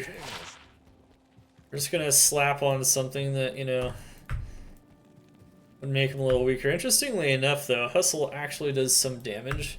So you could also use like different Mercenary items like Treachery or something like that. Treachery and Towel's Mask even, you know, something like that if it was early on. Not really going to bother with that, but, you know, just for the sake of, you know, setting the record straight here. So one thing to also note here is you don't actually need piercing on Miss, so kind of like how you don't need knockback if you use Windforce. This has 100% piercing attack, so you don't actually need your Razor Tail. You could put on something like Nazcoil, you could put on something like String of Ears for DR. I think I like that approach. You can put on Nazcoil as well though. Absolutely no problem in doing that. And then you can put on like a G-Face, which can be semi-budget. And you can even put on something like this for knockback, right? Then you have a pretty solid setup here, at least, you know, for the most part. And so, got piercing attack, maximum. That means you don't even need to put a point into pierce at all, by the way, on this particular setup. I guess I'll show that. You're going to have concentration aura between 8 and 12. This one rolled 9, so it's pretty much the same thing no matter what, though. And then you have your piercing attack, you have your knockback. You can even have some slow and attack speed through these methods as well. So this is definitely kind of an approach you can go. And on top of that, you can kind of like throw in a hustle, you know, we'll do something a little cheaper. Let's say you just don't have quite as much gear. Kind of more budget. Take off maybe some of our maximum damage GCs to show you guys what it looked like. Maybe we don't have quite as much damage. We'll keep on some of the res though, just for the sake of keeping on the res. And then the Merc will just have level 1 Fanat, and he'll have his Might still. And he'll have Mist. So, for this, we'll show player St8 first, just to show you guys a direct comparison. We'll see that Strafe is doing a lot less damage. Now when we have Might, it's not going to look that bad, but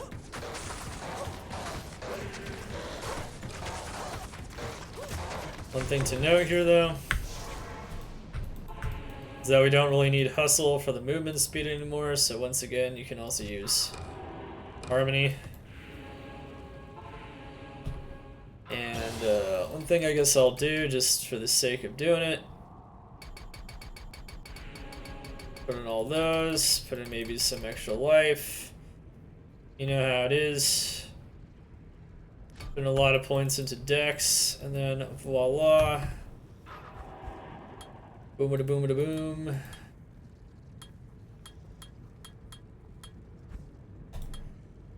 I want to max out that stuff for the most part. It's 72% crit chance. Put 1 into penetrate. Once again, you don't need any pierce at all because you have 100% with that. So that's really cool stuff. If you want, since you have some extra...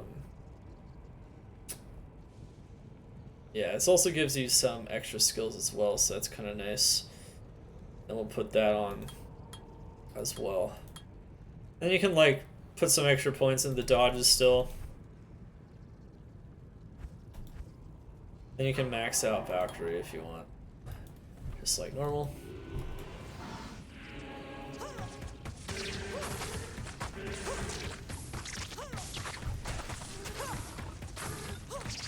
That level 1 fanaticism aura though.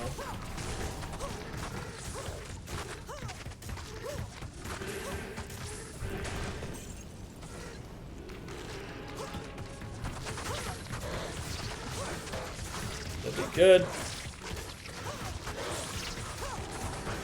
Notice though we don't do nearly as much damage though. Waiting for him to proc his Might Aura, which he's kind of not doing. But this is player St8 after all, right? This is player St8.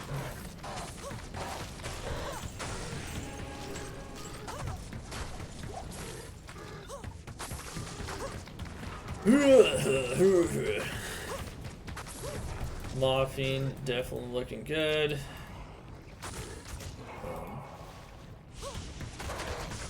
There he is. He has 6,000 damage now. That's still a lot, right? Look how much cheaper these runes are. Just like every other aspect of this approach here.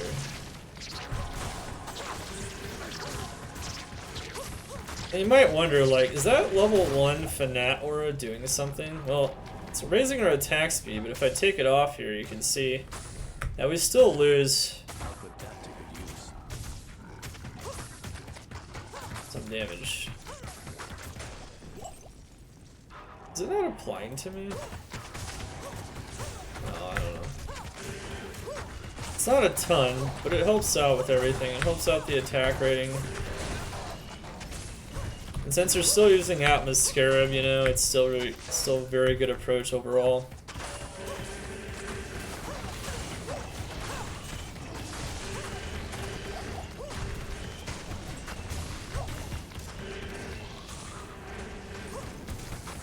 Yeah, you'll notice here, you know, the proccing of Am from Atmos and whatnot, even though we've made ourselves significantly weaker, we can still cut through P8.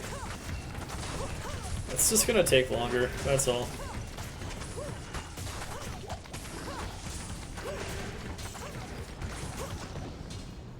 I think I'll show just a little bit here in P8 up until we get to Diablo.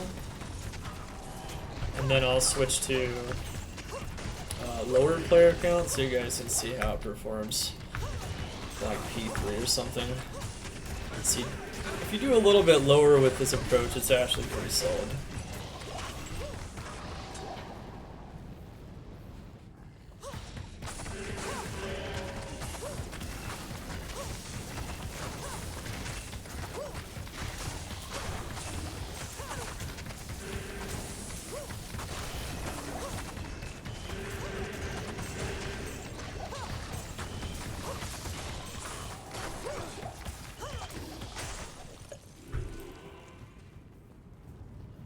There.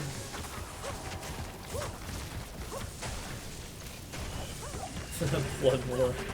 Well, these TZs throughout making this guide have been amazing, haven't they?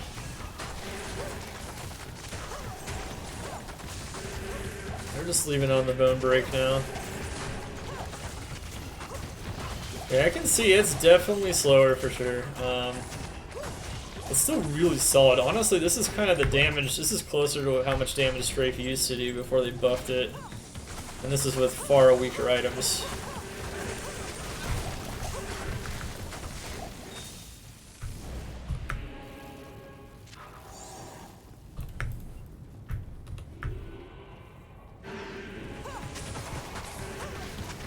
The harmony a bit. I can definitely use Hustle as well still on this build though. Either way.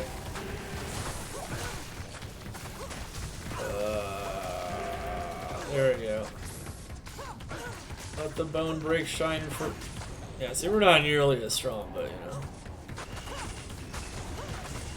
Bone break plus amplified damage though is definitely allowing us to do some very, very crazy damage here.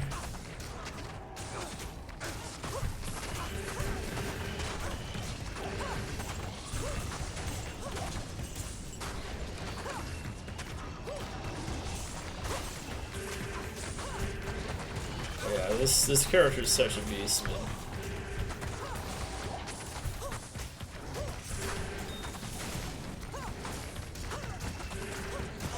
Such a beast.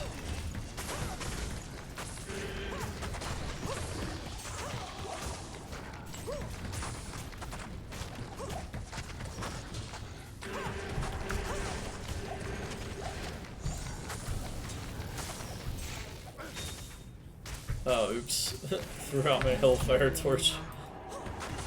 Oh no! Got too close. I could have met my untimely end there.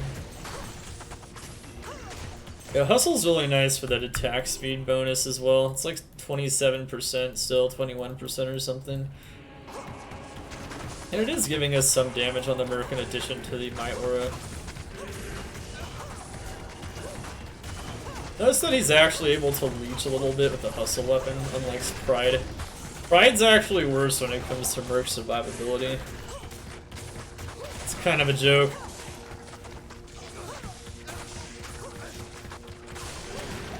Kinda sorta a joke. I can't. I am overburdened. I can't carry. Might get under 2 hours. Might not. Reap. Oh, that's a really good GC actually. It's that gold find physical GC.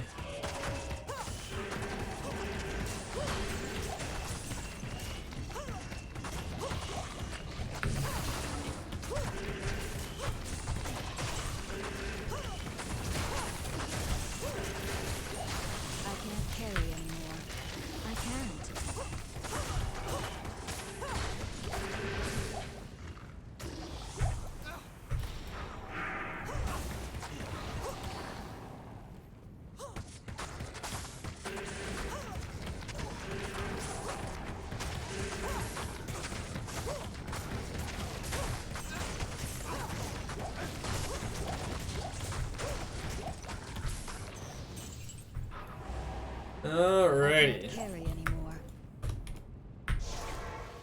See, as you can see, you can still get by even in max player count, but it's a lot slower. There's no denying how much slower it is. In fact, I'm not even gonna kill Diablo because I think you guys get the idea. It's just a lot slower. So, good stuff there. But what's interesting is if you go back down to P3, try to do the exact same thing again, approach like this is actually pretty solid.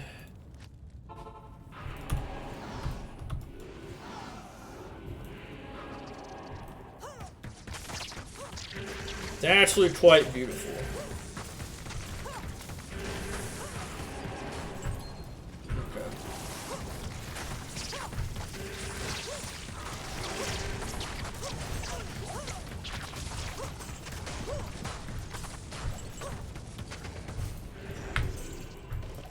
Alright.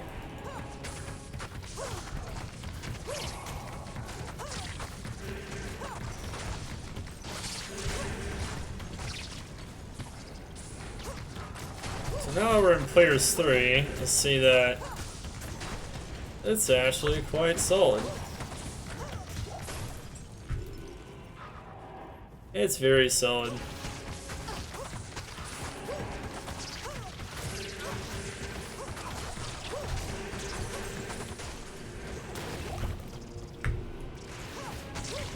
So, in lower player count, something like this will absolutely shred. Of course, you can still get by in higher player count. It's not like we're getting overrun or anything, right? It's not as much damage as we could do like maximum before, so it's like we were still able to do that. But back then, she was definitely like closer to C, B tier most likely, right? Now it's like B, A tier. So even like gear this week, even with like a lot cheaper gear, you'll still be running a pretty solid game here.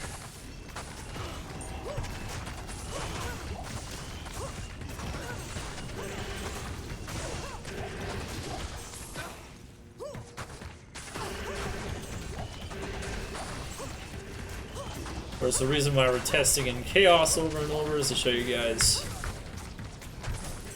how it works in like one of her strongest farm areas. The thing about not having mobility is that you really need access to the high level area very soon or immediately, like Pit, Chaos, and Worldstone. That's why these areas are very good for her. It's also why something like Pendleskin would be pretty good. And of course, check out all of the all the farming areas in the written guide that she can be good at. That's why, you know, we tend to be doing like Worldstone, Chaos, and Pit, because you immediately access the area. There's also very strong like River as well, so it's kind of similar. Like some of those terror zones work the exact same way, so that's kind of nice. What's interesting is you could also do cows. I wouldn't say like cows are necessarily her finest zone, but she's still very solid in a place like cows though.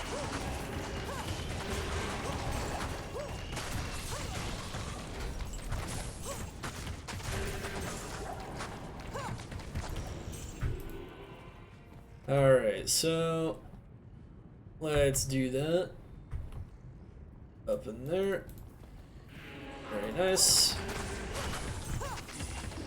So yeah, in Players 3, like, she's gonna shred again.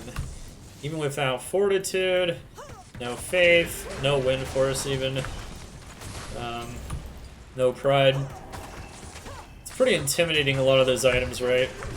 Still have some max damage GCs though, you know, we still have life and res on our GCs to some extent. Still have the Atmosphere. That's really the linchpin, right? You know, like I said, that amplified damage proc, as you can see, can really do work even when the build is so much less powerful. And you still don't have to reposition, right? Right.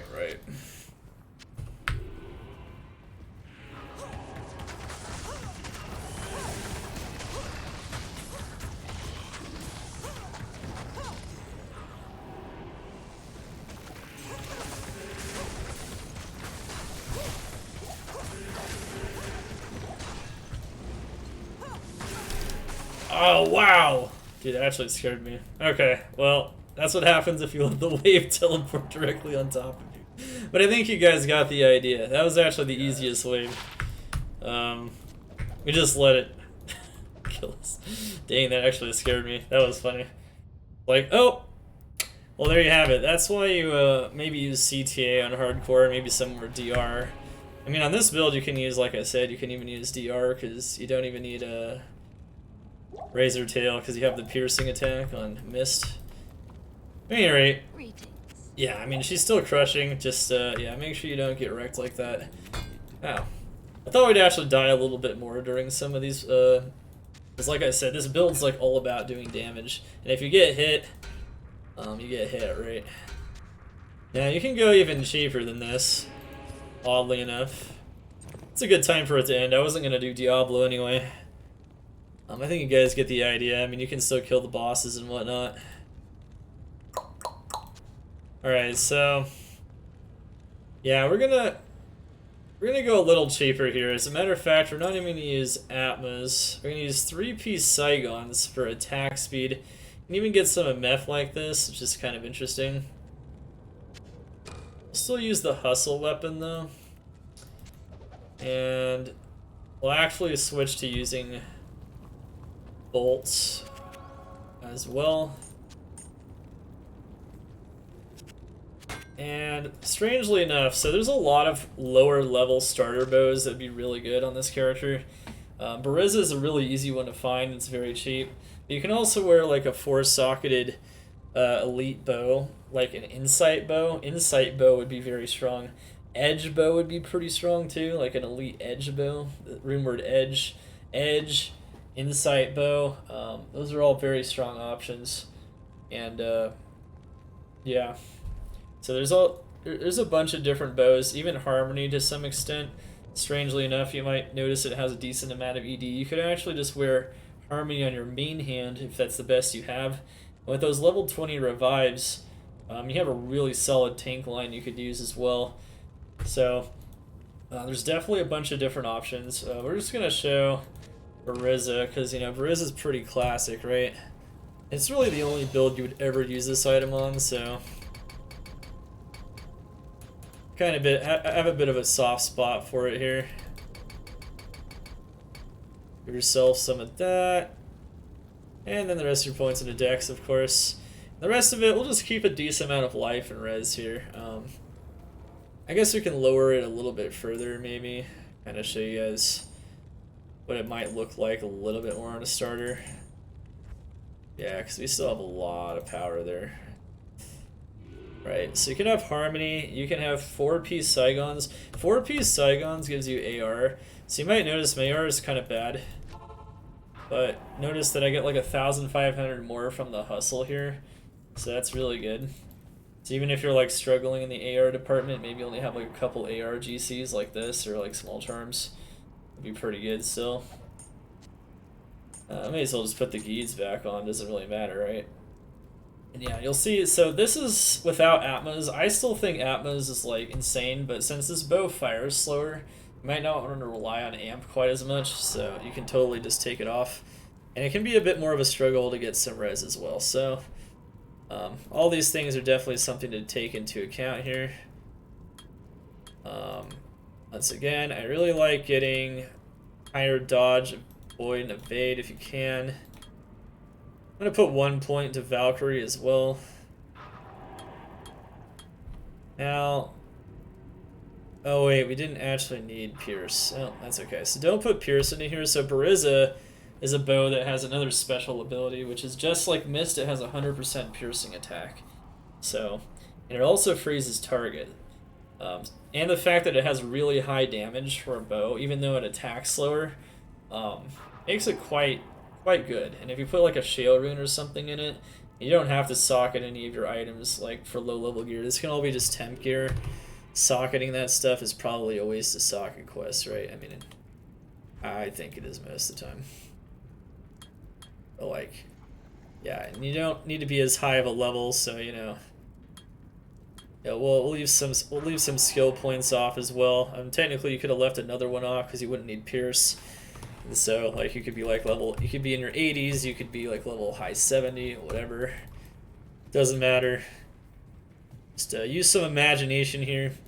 But yeah, you'll notice though with the Strafe though is that it's pretty good. And notice that our damage is not super far off a Mist. The only problem now though is that still cast that Valkyrie on that offhand there. You're gonna see that we just attack a lot slower.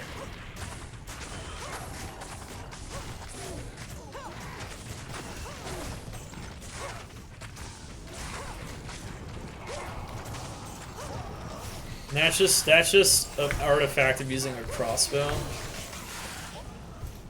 If you got like a little bit more attack speed on this build, I think you would hit another frame, so that would actually help a little bit. I'm missing that Shale Rune though.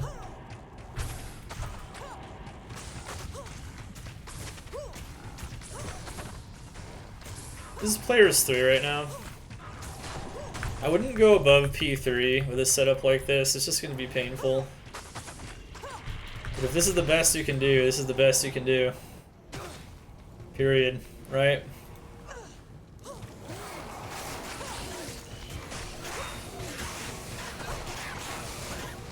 You don't even need Bone Break, honestly, but if you encounter Physimians, it's gonna be pretty bad.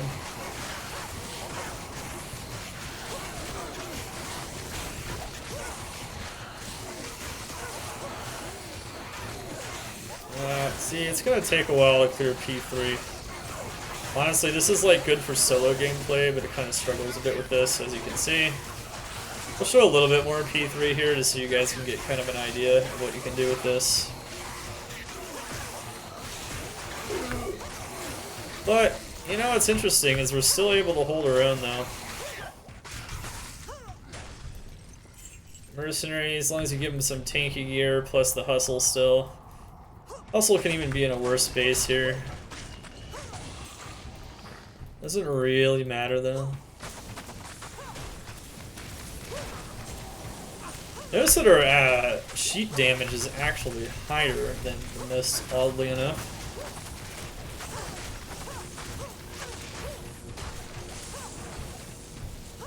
And we're perfectly capable still of killing the monsters in P3, though.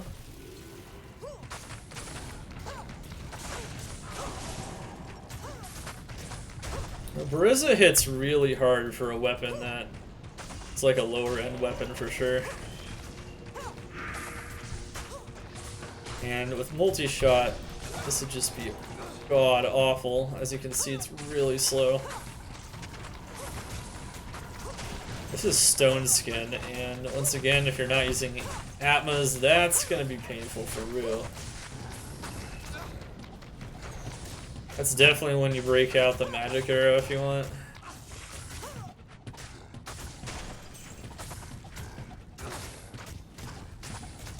Magic arrow is pretty good, right?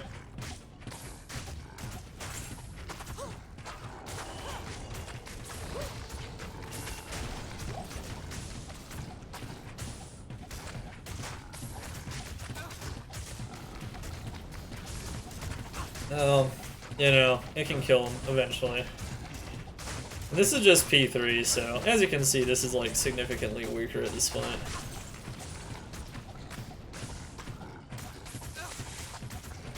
But if you don't want him to follow you around, there's still ways to kill him, of course.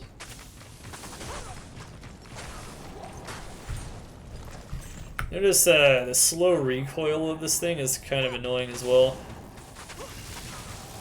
Remember, you can also use Insight if you prefer the faster bow as well, because the damage won't be as high. So if you don't have like good auras or good bows or things like that,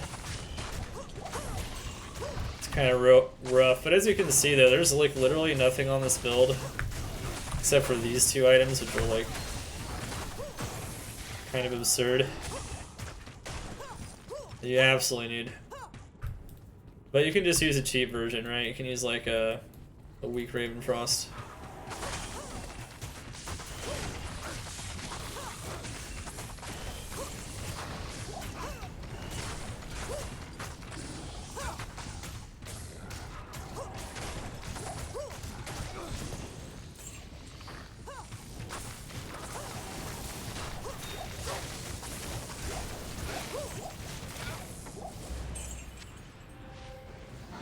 Okay, I'm just gonna kill this wave here, but yeah, as you can see, it's slow, but you can kill stuff.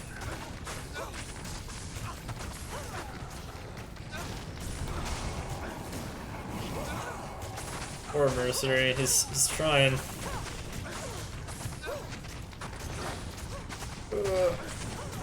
There we go. Players 3. Not bad, right? What I think is probably a little bit more revealing though is, you know, you can do something like Players 3 Pit, and it would be even stronger, right? And then you can do like P1 Chaos or something like this. Definitely a starter build though. In case you want to play it off the get-go, you know, you can totally do it. Insight bow, ever since they allowed insight into bows, is a very cheap option though, just keep that in mind. Now you will have to find an elite base though for it to compete with something like Buriza, but still.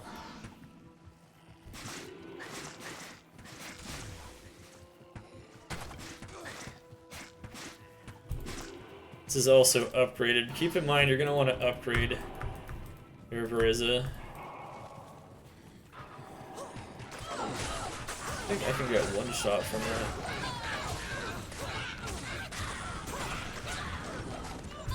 that. I don't think it matters though. Mercenary. Yeah, he had enough, man. He had enough. Okay, so it's pretty good.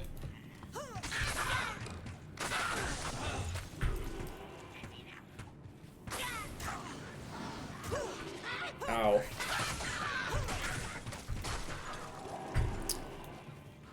Even like 600 damage usually prevents the one shot, but it doesn't always. Saw that I stood in the middle of the wave and died there, so you know that can definitely happen.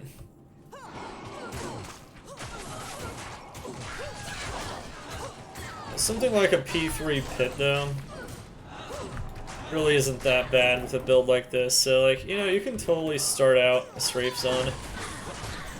Just a few very cheap items here. Alright, so we're going to show off Players 1 Chaos, and then I think I'm actually going to show off a standard build, actually, and P8 cows at the end. And that's kind of where we'll do our conclusion, man. I mean, this has been an awesome guide. It's really awesome to see how far the Strafe Amazon has truly come since the days of the earlier patches, and we did not make it under 2 hours. Wow.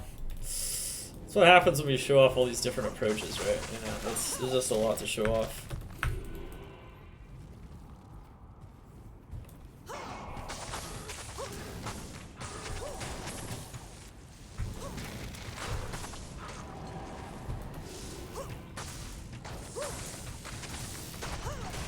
Look at the Strangler, look at him.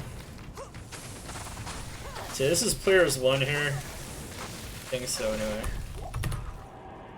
Yeah.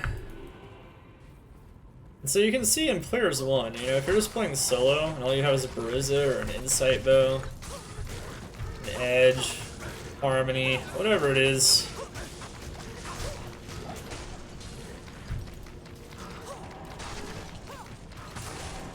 All those weapons have pretty similar capabilities at this point.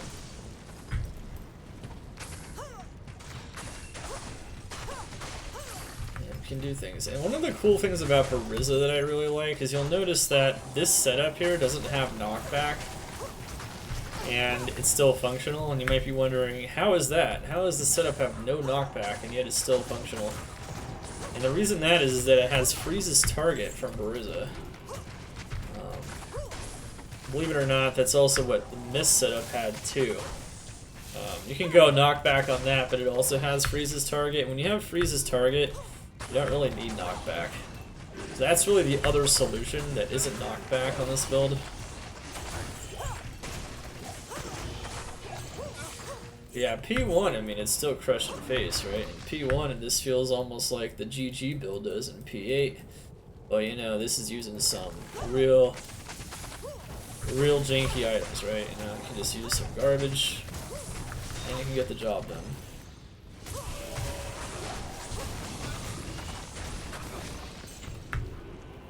Absolutely. You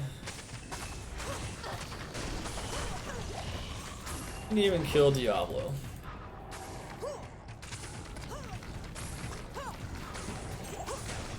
There's really not much you can't do. Kill the bosses and whatnot. You can even kill Uber bosses with her, but because of the penalty on Crushing Blow and Open Wounds, it's not really that insane. I recommend using other setups, you know, Javelin type setups for those, but you can totally do it. So, on your low level build, you know, it totally makes sense that if you don't want to deal with something like this, you can totally, the magic arrow is a thing, but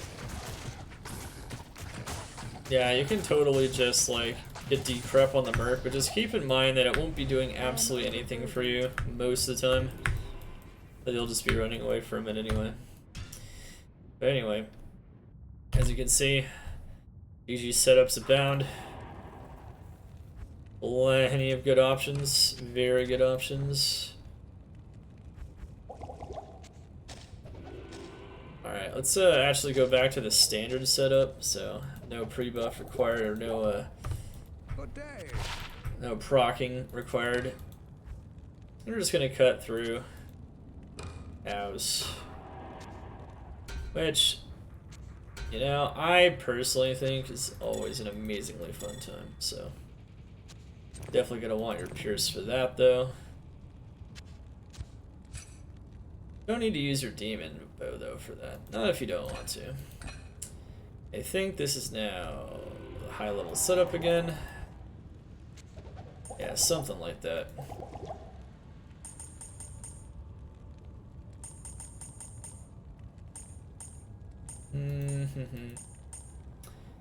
And yeah, you can just kind of put on whatever gear again you want.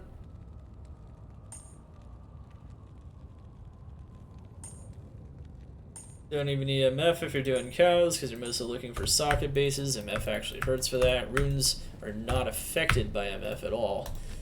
No impact there.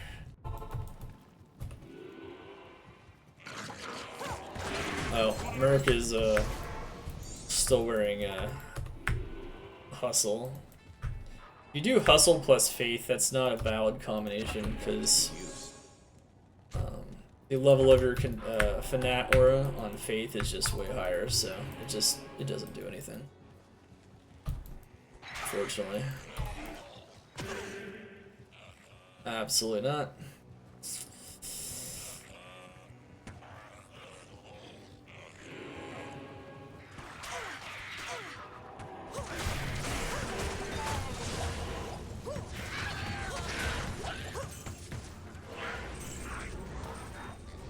Huh. Wow. The only problem sometimes with doing cows though is you actually have to run all the way there.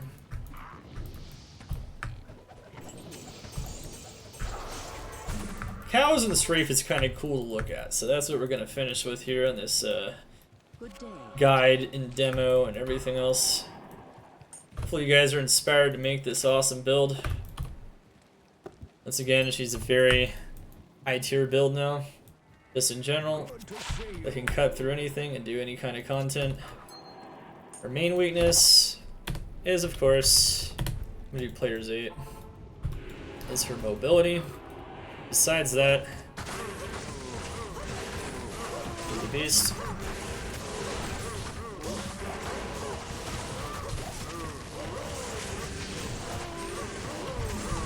Looks like we're a little bit low on my damage. I wonder why that is. Am I missing something? Not that I can see.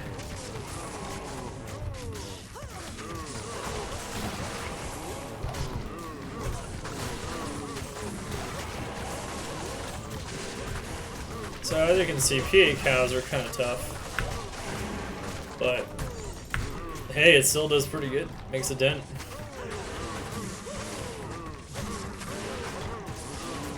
Amplify damage, it's still easy mode. And you can of course check out the timestamps though below my stream. And check out any part of this guide that you want. Check out the rest of our insanely awesome written guides at Maxroll, including this one. And of course you can check out all of the awesome video guides here on my YouTube. You can check me out at Twitch at any time. At twitch.tv/darkhumility. Anyway, okay. And of course, let me know what you guys think about this guide and other guides in the comments below that we have made here. We did make a Strafe Amazon guide, like I said before, patch 2.4. Pretty outdated at this point. You know, Thunder Charm I wouldn't say is always insanely impactful for a lot of other classes, but man, it's really impactful for this one. On top of actually getting the Strafe bug fixed and getting the damage buff that it was supposed to actually have for the longest time. It's really insane stuff. Remember, if you have a friend with enchant or just like a loader that gives you enchant on this build, you'll even be one-shotting cows in P8. You'll be just absurdly strong. So make sure to always take advantage of that as well. Anyway, guys. Peace. GG. Let's get it. Dark Humility.